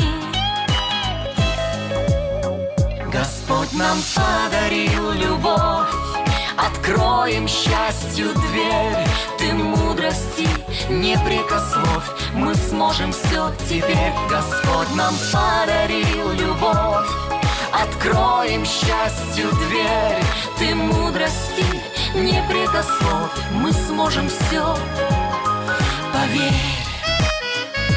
хочу лишь знать, способен ты вот так же, не страшась, пойти на все, на скорбь и боль, чтоб счастье удержать. Я не хочу вернуть тех лет, где пиршества тоски. Я жизни стрелки поверну на циферблат любви. Господь нам подарил любовь, откроем счастью дверь. Ты мудрости не прикословь, мы сможем все теперь. Господь нам подарил любовь, откроем счастью дверь. Ты мудрости не прикословь, мы сможем все. Поверь.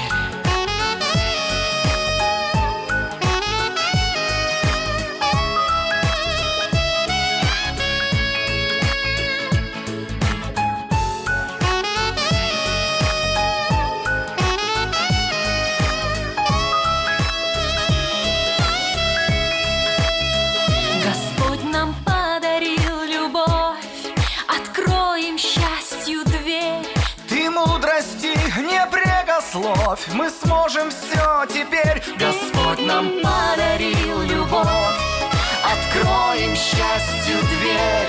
Ты мудрости не прикословь, мы сможем все. Поверь.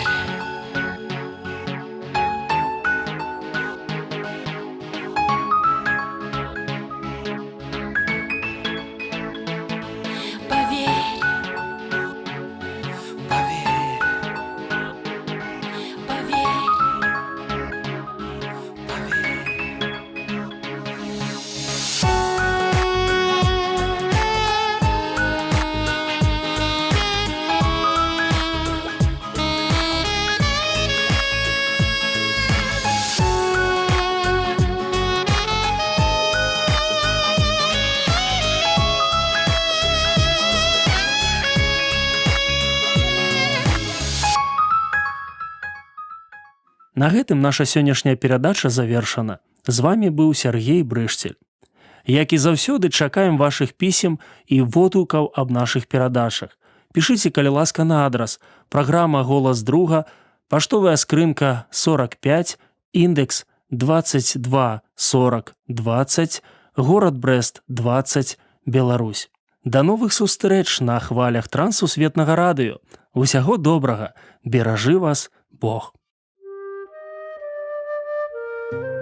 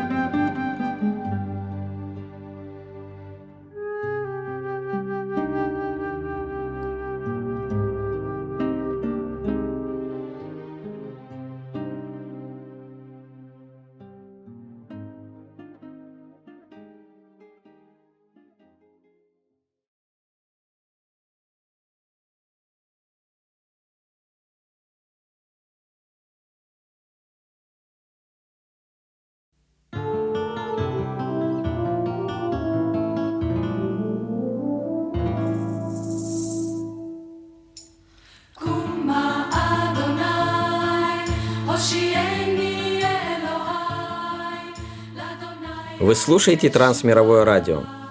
В эфире еврейская программа «Лерееха». Раби Шауль писал: «Каждый из нас должен угождать ближнему во благо к назиданию». Послание к римлянам, 15 глава, 2 стих. У вас есть вопросы? Мы поможем с ответами.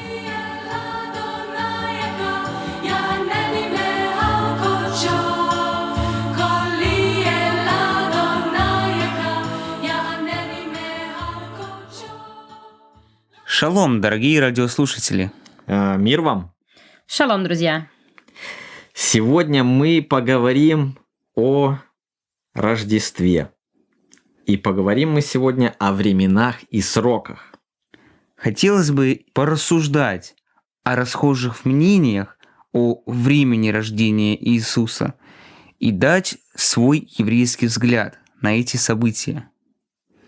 Традиционно принято считать, что Иисус родился в ночь с 24 на 25 декабря нулевого года. Но так ли это на самом деле? То есть ты, Миша, хочешь сказать, что традиционная версия о времени рождения Иисуса не совсем точна? Давайте будем разбираться. Во-первых, разберемся с годом рождения Иисуса. Современное летоисчисление было разработано монахом по имени Дионисий Малый, но в своих трудах он упускает примерно 4 года. То есть первый год нашей эры соответствует примерно 4-му году до нашей эры. 4-й год до нашей эры. Но это именно тот год, в который умер Ирод Великий. Да, это верно.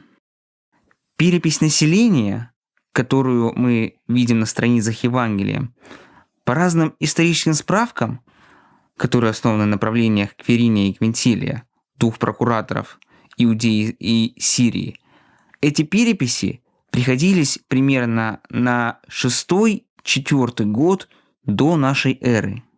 То есть, если я правильно понимаю, то, исходя из этого, можно сделать вывод, что Иисус родился примерно в промежутке с 6 по 4 год до нашей эры, верно? Да, это верно. Ну, имея такие сведения, давайте теперь попробуем определить время года, в который родился Мессия. И в этом нам с вами поможет Священное Писание и служение священников в храме. Священники в храме служили по очереди, и эта очередь была разделена на 24 части. Это очень важно. Отец Иоанна Крестителя, Захария, по жребию выпало служение служить летом 6 года до нашей эры. Если к этому мы еще прибавим 9 месяцев, то мы получим конец марта 5 года до нашей эры. А это время рождения Иоанна Крестителя. Прибавив к этому еще 6 месяцев, мы получим сентябрь-октябрь. Это именно через столько времени родился Иисус Христос, а именно во время праздника Суккот. Подождите, мы же до этого говорили о Рождестве. Причем тут праздник Суккот? Писание говорит нам о различных праздниках Господних, которые можно разделить на 2 части – на осенние и на весенние. Если мы внимательно посмотрим на эти праздники, то можем четко увидеть, что весенние связаны с конкретными событиями прошлого, то есть являются образом прошедшего, нам на память и нам в назидание. Но если мы посмотрим на осенние праздники, то мы увидим, что они говорят о будущем. Они являются пророческими праздниками. Они пророчествуют о грядущих событиях. Кто-то может возразить, мол, что Суккот или праздник Кущей говорит нам о том, что отцы наши жили в палатках в пустыне. Да, это так. Но глубинный смысл праздника мы находим у пророков, в частности у пророка Захария. Пророки говорят, что этот праздник, праздник кущей, образ будущего, образ лучшей жизни, оставление греховного мира и поселение со Всевышним. Кущи или палатки обозначают временное жилище, которое нам предстоит оставить и переселиться в новое жилище, в царстве Мессии. Большинство наших раввинов считают, что Мессия должен прийти на праздник Суккот, принести новое царство, свое мессианское царство. Это хорошая предпосылка, что Мессия должен был родиться в это время, чтобы принести свое Царство Божье. В любом случае, когда бы мы ни праздновали Рождество, нам важно помнить, что Иисус принес Царство Божье. Аминь.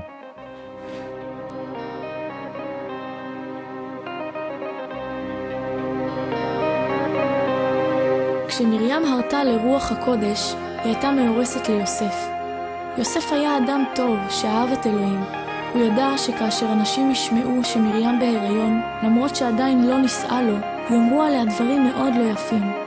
יוסף חשש שאנשים יתייחסו אליה ביד קשה, ואולי אפילו ינסו לפגוע בה. לכן החליט להרחיק אותה מנצרת. בעודו חושב על כך, בא אליו מלאך אלוהים ואמר, יוסף בן דוד, אל תפחד, מרים הרה מרוח הקודש. היא תלד בן ואתה תקרא את שמו ישוע, כי הוא יושיע את עמו מחטאיהם. כי דבר אדוני מעולם, הניתן ביד נביאיו, הוא שלח את עשה המושלם, שאין ישוע בלעדיו. ברוך אדוני אלוהי ישראל, ברוך ששלח פודה וגואל, הבן הנולד עמנואל, את תפארתו מי ימלא. ברוך אדוני אלוהי ישראל, ברוך ששלח פודה וגואל, הבן הנולד עמנואל, את תפארתו מי ימלא.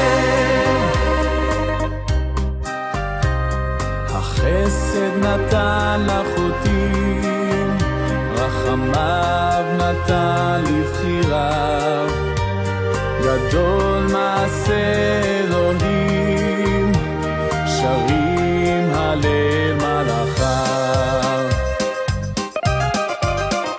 ברוך אדוני אלוהי ישראל, ברוך Дорогие радиослушатели, вы слушали еврейскую программу «Лерееха». Если у вас возникли новые вопросы на еврейскую тематику, присылайте их по адресу: Трансмировое радио, передача «Лерееха», абонентский ящик 45, индекс 22 40 20, город Брест, 20, Беларусь, или на электронный адрес btwr@brest.by. До следующих встреч! Шалом!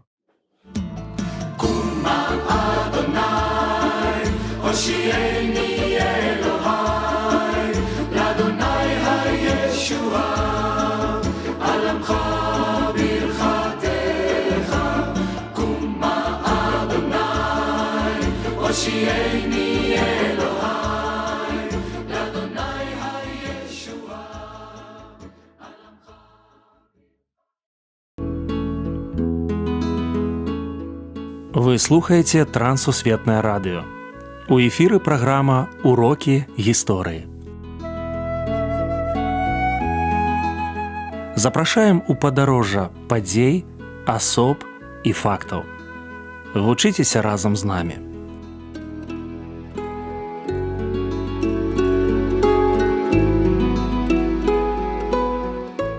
Добрый дзень, сябры.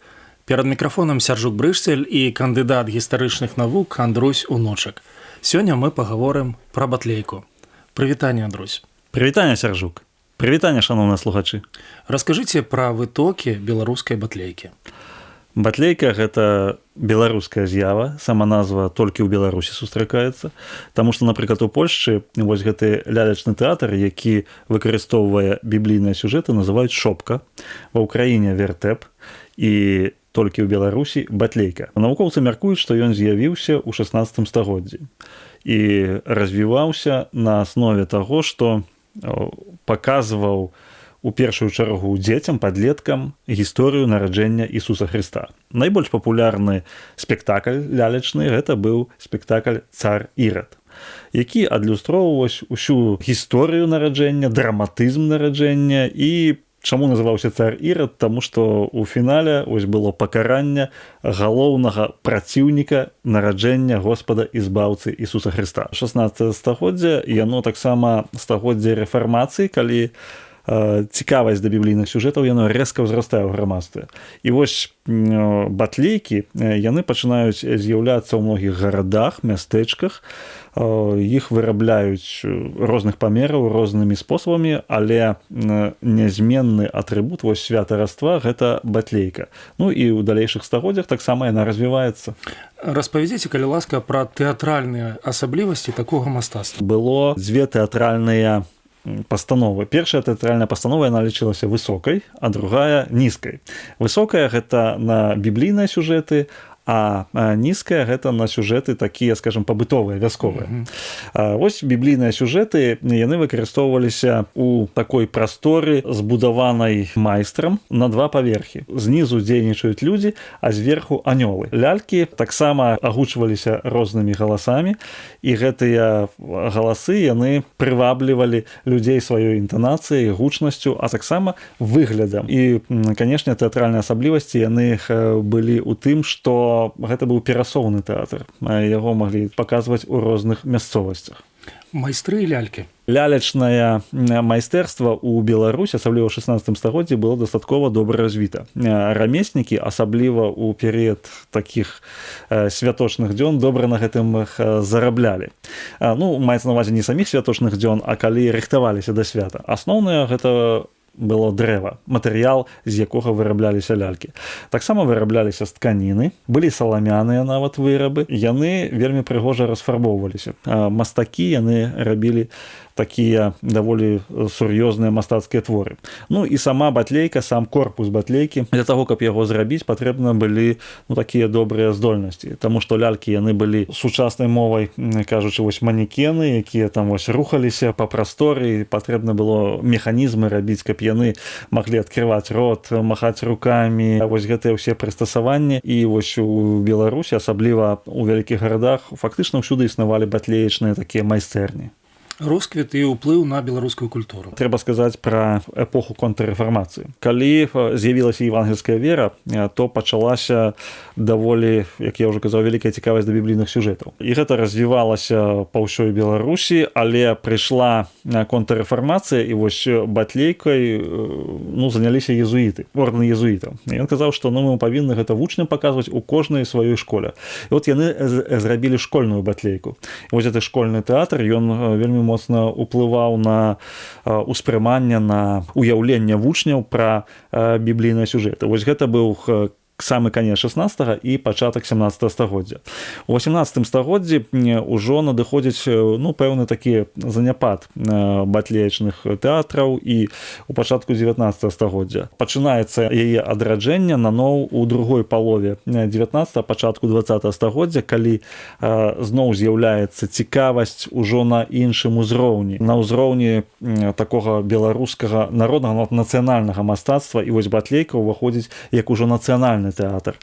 Таму вось пра гэтыя перыяды мы можам казаць як росквіт і заняпад. Ну а сёння ці ёсць запыт на вяртанне? Дарэчы, вельмі цікавы момант пра сучасны перыяд. У савецкі час гэта фактычна была такая батлейка, яна, само слово батлейка, оно означае Бэтлеем, там нараджэнне Ісуса, да яе ставіліся так, скажем так, да архаізму. Вось калісьці было, але аджыло ўжо, мы ўжо павінны новы час, новага чалавека будаваць. І таму ў савецкі час яна фактычна і выкрэсліваліся з жыцця грамадства. Але ўжо ў 90-е гады ў незалежнай Беларусі гэтым відам мастацтва пачалі займацца нашы музеі. У краязнаўчых музеях, літаратурных былі створаны наноў вось гэтыя батлейкі, якія запрашалі школьнікаў, вучняў, каб рабіць вось гэтыя тэатры такія. Гэта таксама было даволі папулярна ў каталіцкай царкве. Каталіцкі касцёл, ён заўсёды быў так вось прывязаны да батлейкавых спектакляў. І евангельскія вернікі таксама у той ці іншай ступені гэтым займаюцца. І трэба сказаць, што, калі казаць пра маю думку, то я, безумоўна, бачу перспектыву адраджэння батлейкі ў сучасным грамадстве, таму што ёсць цікавасць да беларускай нацыянальнай культуры. А батлейка, яна ўсё ж, асабліва гэты спектакль «Цар Ірад», і там іншыя ёсць сюжэты, але вось «Цар Ірад» найбольш папулярны. Цяпер ён пераствораны, ёсць вершаваная форма, ёсць некалькі момантаў перакладзеных са старабеларускай мовы. І гэта ўсё ідзе як у сферы рэканструкцыі тэатральнай культуры, так і ў сферы евангелізацыйнага моманту, дзе дзеці знаёмяцца з гісторыяй Раства Христова. Таму мы можам сказаць, што сапраўды вось вяртанне, таму што нават у 21 стагоддзі там у Менску, напрыклад, там літаратурны музей, там музей там Максіма Богдановича, кажам, запрашаем на батлейку. Мы адрадзілі батлейку. Вось нейкія лялькі яшчэ з пачатку 20 стагоддзя. З тэатраў там ледзьве не часоў Ігната Буйніцкага. Вот у нас ёсць, мы адрадзілі гэта. Веру, што яна не забудзецца, але чакае новы такі рэнесанс батлейкі.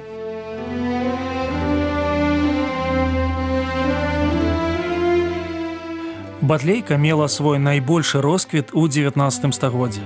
Змітрок Бядуля узгадваў: батлейка ставілася дзень у дзень па 3 разы цэлы месяц, безупынна. Ніводная класічная драма на ўсім свеце такога шчаслівага лёсу хіба не ведае.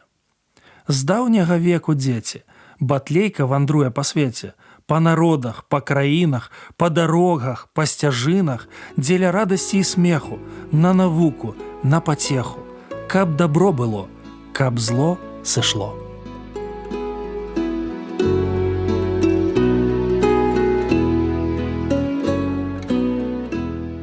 Дзякую, што далучыліся да нашага праекту.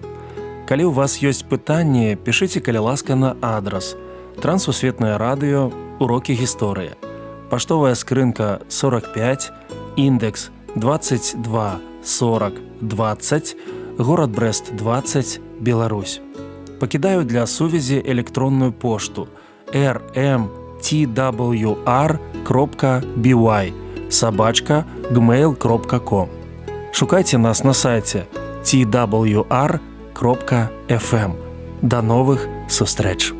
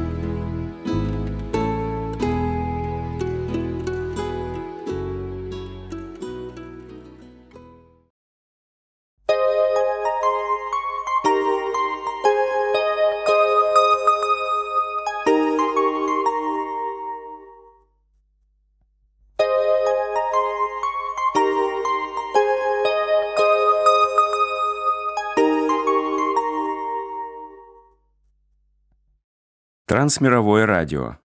Программа «Навигатор». Ваш путеводитель по Библии.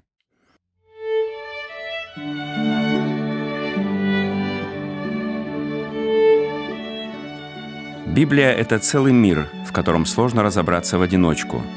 Необходим опытный проводник. Пастор Александр Капустин более 30 лет изучает Священное Писание, и преподает его в церквах и учебных заведениях.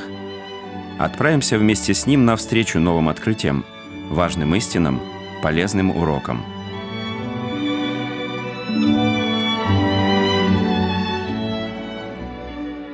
Библия – удивительная книга. Чем дольше я ее изучаю, тем больше восхищаюсь. И чем глубже в нее погружаюсь, тем интереснее она становится. Навигатор поможет проложить лучший маршрут.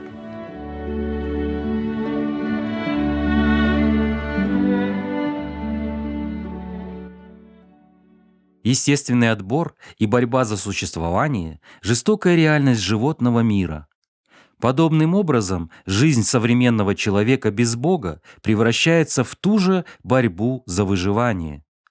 Человек тщетно ищет счастье там, где его никогда не было, и продолжает отчаянно бороться, боясь, что завтра появится более сильный противник.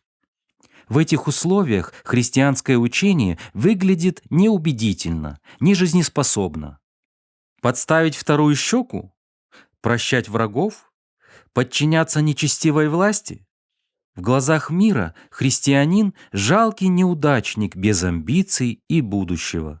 Но вот парадокс. Христиане не исчезают, как это должно было бы произойти с неприспособленным видом. Их количество даже растет. В чем же дело? Секрет в крепкой руке, под которой живет всякий настоящий верующий. Узнаем об этом после песни.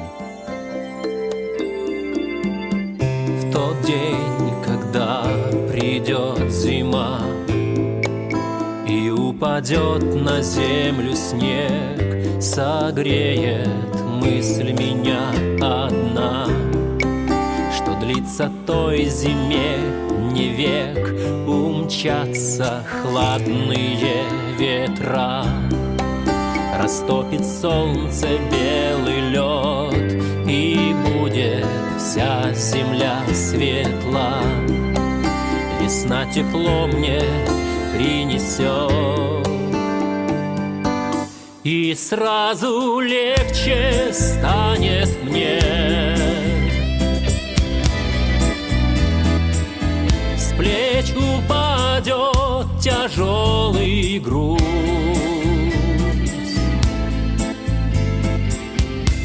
не одолеть меня зиме.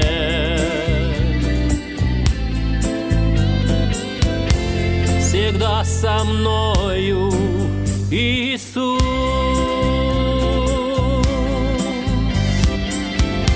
всегда со мною Иисус. Когда устану я от бед, да так, что вскрикну на пути от боли той, что много лет в себе приходится нести, тогда я вспомню, что иду туда, где вовсе боли нет, на небо синее к Христу, где светит правды и вечный свет. И сразу легче станет мне. С плеч упадет тяжелый груз,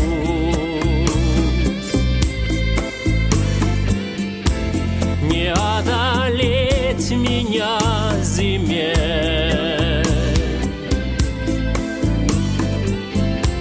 Всегда со мною Иисус.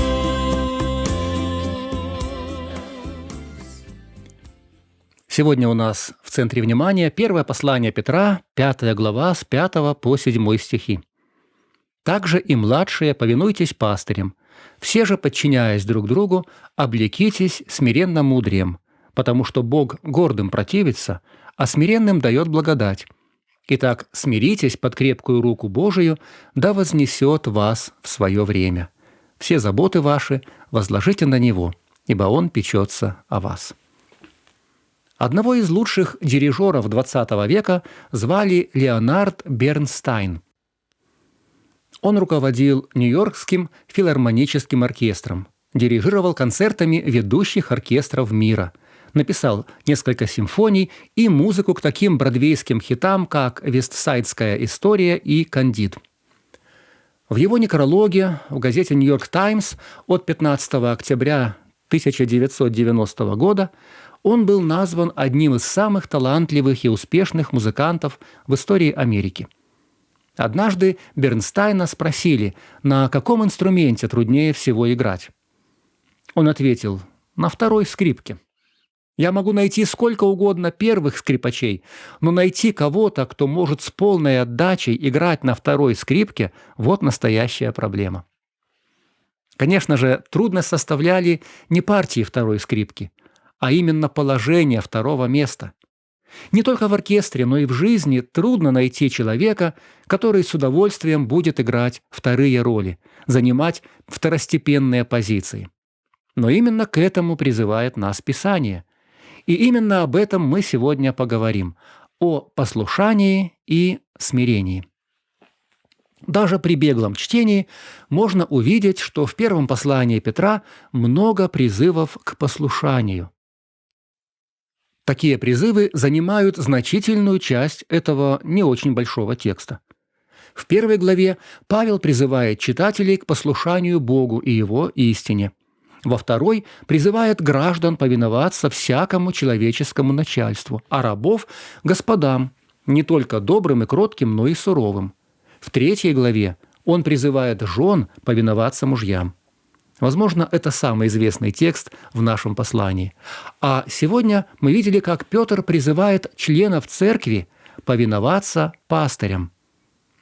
И как венец всему он призывает всех читателей подчиняться друг другу. Если не брать в расчет повиновение Богу, истине и Евангелию, а смотреть только на повиновение людям, то Петр делает 5 призывов к повиновению. Граждане, повинуйтесь властям. Рабы, повинуйтесь господам. Жены, повинуйтесь мужьям. Верующие, повинуйтесь пастырям. Все повинуйтесь друг другу. Каждый из нас подходит как минимум под 2 категории, а некоторые таки под все 5. Другими словами, вся жизнь – сплошное подчинение. Дома подчиняйся, на работе подчиняйся, в церкви тоже подчиняйся. Куда ни попадешь, везде кого-то надо слушаться. Не слишком ли много? И самое главное – зачем?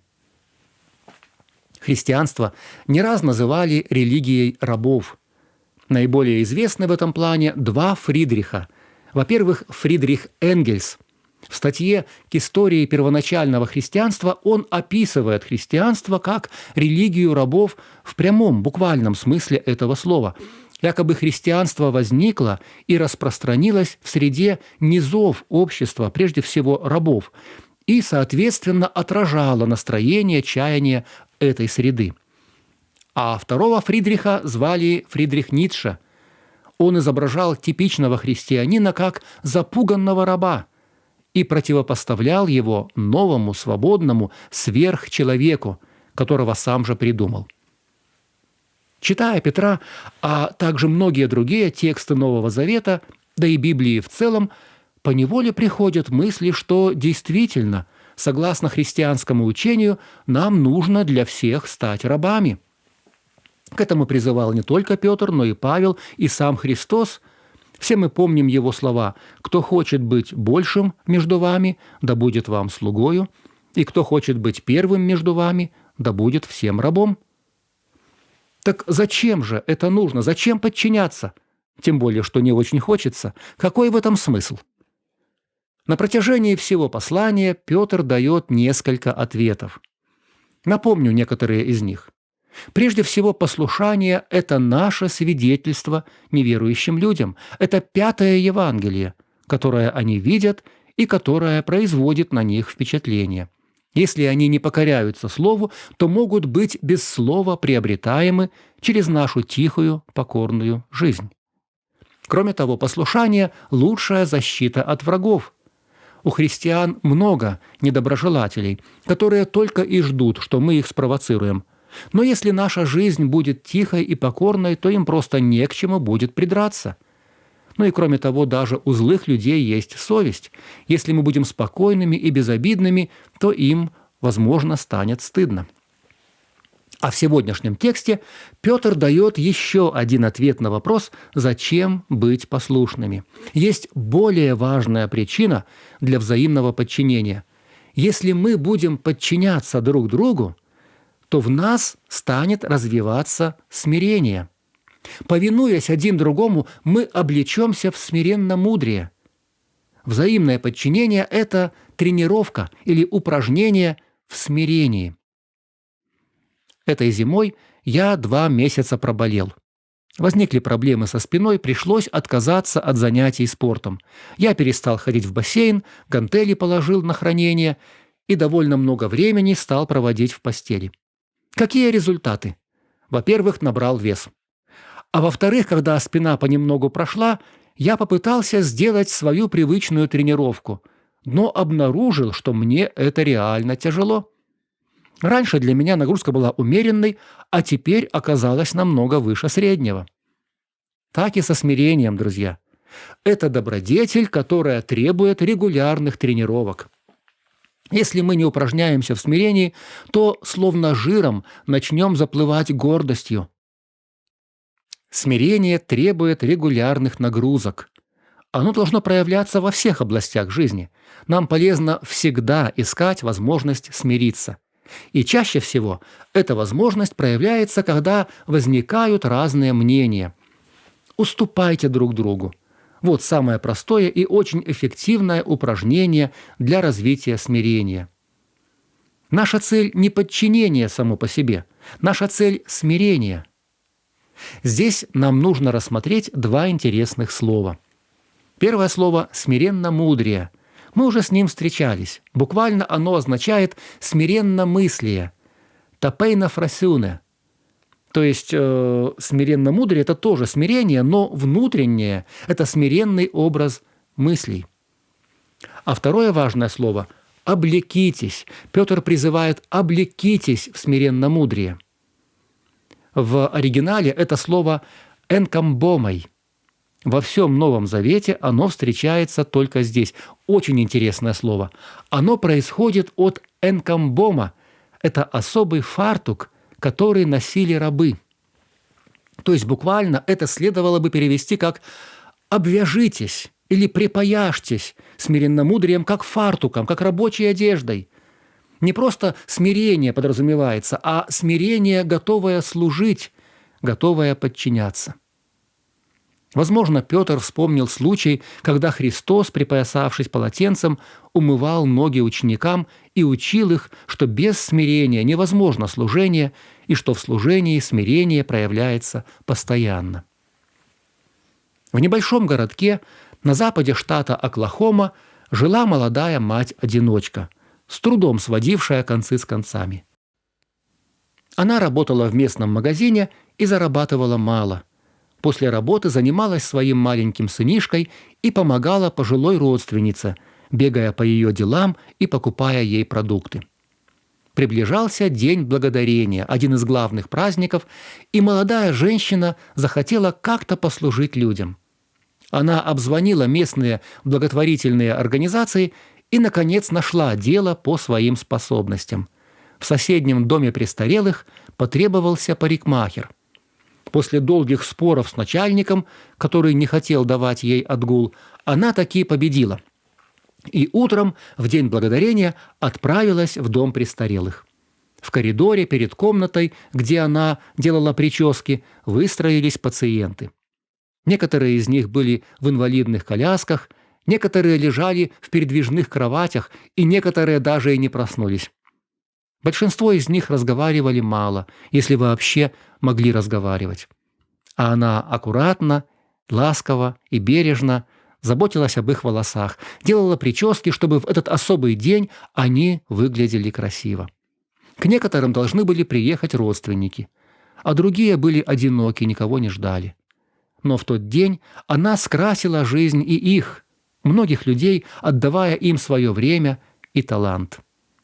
Позже ее спросили, почему она пошла на это, и она сказала, просто хотелось отдавать, подарить немножко счастья. Вот о таком смирении идет речь в нашем тексте, о смирении, готовом служить.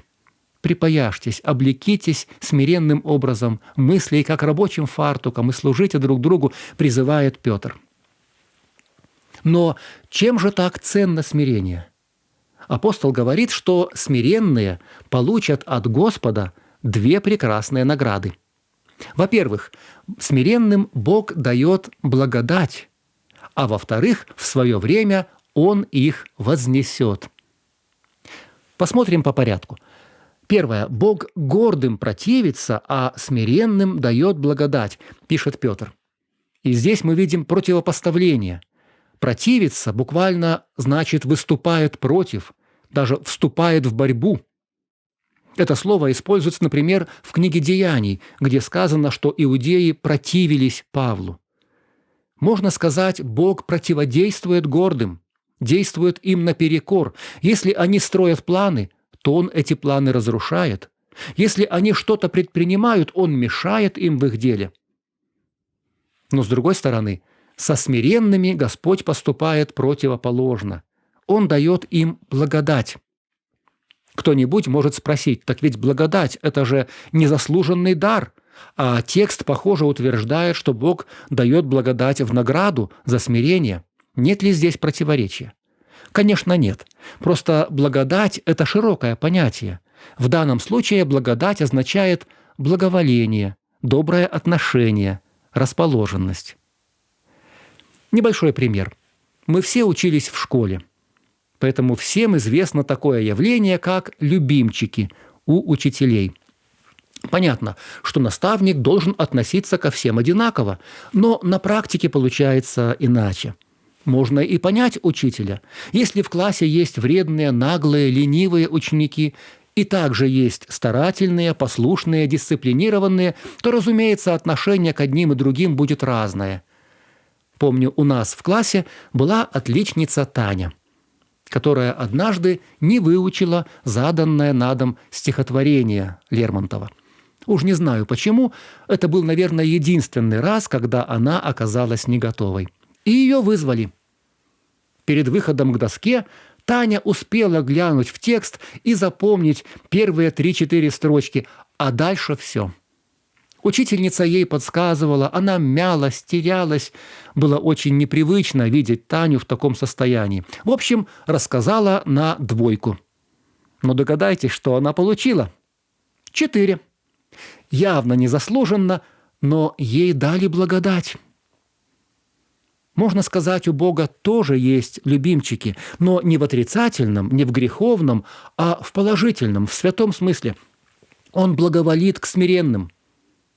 Сам Христос был кроток и смирен сердцем, и теперь Он особенным образом благословляет тех, кто идет по Его следам.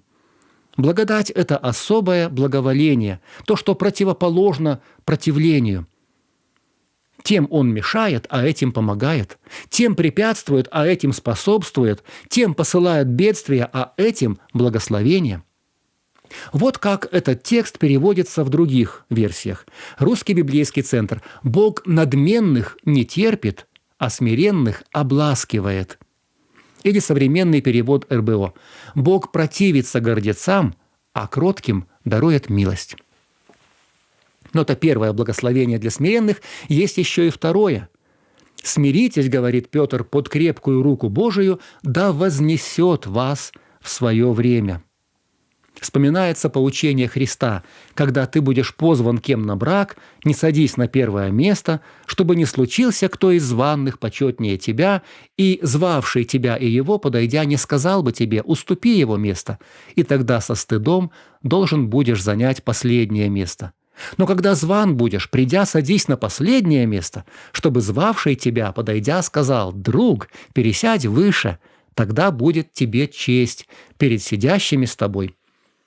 Ибо всякий возвышающий сам себя унижен будет, а унижающий себя возвысится. Так происходит с людьми, и так происходит с Богом. Библия много говорит о том, что Бог унижает гордых и возвышает смиренных. Псалом 33. «Близок Господь к сокрушенным сердцем, и смиренных духом спасет». Псалом 146. «Смиренных возвышает Господь, а нечестивых унижает до земли». Псалом 149. «Благоволит Господь к народу своему, прославляет смиренных спасением». Пророк Исаия, 2 глава, 12 стих. «Грядет день Господа Саваофа на все гордое, высокомерное, на все превознесенное, и оно будет унижено». А дальше, в 57 главе, тот же пророк пишет: «Так говорит высокий, превознесенный, вечно живущий, святое имя Его, я живу на высоте небес и во святилище, и также с сокрушенными и смиренными духом, чтобы оживлять дух смиренных и оживлять сердца сокрушенных». Есть еще один текст, который я хочу вспомнить. Мы наверняка же помним, как прославляла Бога Мария, когда пришла к Елисавете. Вы обращали внимание, что ее песнь именно об этом, об унижении гордых и возвышении смиренных? «Величит душа моя Господа, и возрадовался дух мой о Боге Спасителе моем, что презрел Он на смирение рабы своей, ибо отныне будут называть меня блаженной все роды, что сотворил мне великое сильный, и свято имя Его, и милость Его в роды родов, к боящимся Его, явил силу мышцы своей, рассеял надменных помышлениями сердца их, низложил сильных с престолов и вознес смиренных». Все дело, друзья, в одном простом убеждении. Мы верим в Божье всевластие. Это Он правит миром, это Он вершит судьбами. Несмелые революционеры свергают царей и меняют строй. Это делает Бог. Не диктаторы захватывают власть и устанавливают тиранию. Это делает Бог. Он определяет времена и сроки для человека, для правительства, для народа. Его рука вершит историю, и мы смиряемся под эту руку. «Смиритесь под крепкую руку Божью», убеждает Петр. Какой смысл он вкладывает в эти слова? Что мы должны чувствовать, когда читаем эти слова? Думаю, двоякие чувства. С одной стороны, мы должны понимать, что Божья крепкая рука смирит нас, если мы слишком много возомним о себе. Но с другой стороны, эта же рука и вознесет нас, если мы будем смиренны. И поэтому будем смиряться, где бы мы и перед кем бы мы ни находились. Ведь на самом деле мы смиряемся не перед людьми, а перед Богом. Когда жена повинуется мужу, на самом деле она повинуется Господу. Когда граждане подчиняются правительству, на самом деле они подчиняются Господу. Бог засчитывает наше послушание земному руководству как послушание Ему самому. И поэтому наш отрывок завершается известными словами: «Все заботы ваши возложите на Него, ибо Он печется о вас». Его крепкая рука позаботится обо всем. За все прошедшие над землей тысячелетия она не стала ни короче, ни слабее. Да, друзья, христианское учение внешне кажется нежизнеспособным. Оно призывает нас к смирению, к кротости, к терпению, к покорности. Чего могут достичь такие люди? И тем не менее, христиане не просто выживают, они счастливее многих гордецов этого мира. Почему? Потому что Бог дает им свою благодать. Кстати, как конкретно вознесет нас Бог? Возможно, со временем Он поставит нас на какой-то руководящий пост или даст почетную должность. Возможно, Он подарит нам уважение в глазах наших братьев и сестер. К нам будут относиться как к духовным авторитетам. Но самое главное, Он вознесет нас в Своем будущем Царстве. Наше смирение послужит к похвале и чести и славе в явлении Иисуса Христа. Поэтому давайте подчиняться всем и всюду, в том числе друг другу. Что это значит? Это значит, уступайте друг другу, снисходите друг другу, ищите пользы друг друга, служите друг другу. В заключение Интересная иллюстрация из Японии. Всему миру известны японские мечи, которые называются катаны. Перед древними японскими оружейниками стояла непростая задача. С одной стороны, меч должен быть твердым. Чем тверже меч, тем дольше он остается острым, тем выше его рубящее свойство. Но у твердой стали есть недостаток. Она хрупкая, ломкая. Если твердый меч ударится о другой, такой же меч, или твердый доспех, то он просто раскрошится, разлетится на осколки. С другой стороны, если сделать меч из мягкой стали, то он быстро затупится. При ударе о твердую поверхность согнется или сплющится. Японские мастера придумали гениальный, хотя и по-японски сложный выход. Они стали делать слоеные мечи. Несколько листов твердой и мягкой стали складывают вместе поочередно и нагревают. Затем этот сэндвич сплющивают молотом, складывают пополам, снова сплющивают, снова складывают, и так много раз. В результате количество слоев достигает больше 30 тысяч. Толщина каждого слоя – 100 доли миллиметра. Но в итоге получается искусное оружие с чрезвычайной податливостью и чрезвычайно твердым лезвием, сохраняющим остроту. Для меня это идеальная иллюстрация настоящего христианина. С одной стороны, он тверд и непреклонен, он сохраняет верность Богу в любых обстоятельствах и остается стойким в любых искушениях, а с другой стороны, настоящий христианин мягок и смирен. Он готов уступать, он готов служить, он готов подчиняться и повиноваться кому угодно и где угодно. Наш небесный кузнец проводит нас через огонь испытаний, кует нас своим небесным молотом, чтобы сформировать такой удивительный характер. И пусть это будет нашей целью. Нам нужна твердая уверенность в Боге и Его истине и одновременно мягкая кротость и податливое смирение.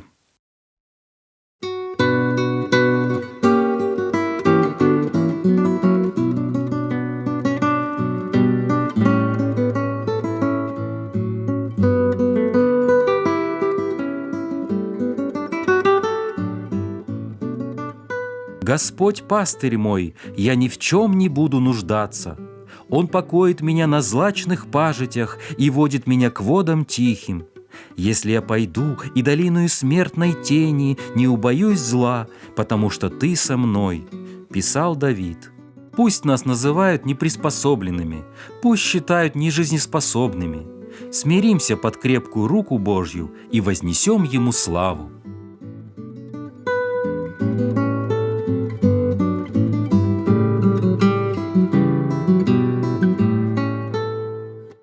Наша передача подошла к концу. С вами был Александр Капустин. Еженедельно программу «Навигатор» вы можете слушать на сайте www.twr.fm. Свои отзывы и пожелания, пожалуйста, направляйте по адресу Трансмировое радио, передача «Навигатор», абонентский ящик 45, индекс 22 40 20, город Брест, 20, Беларусь. До новых встреч!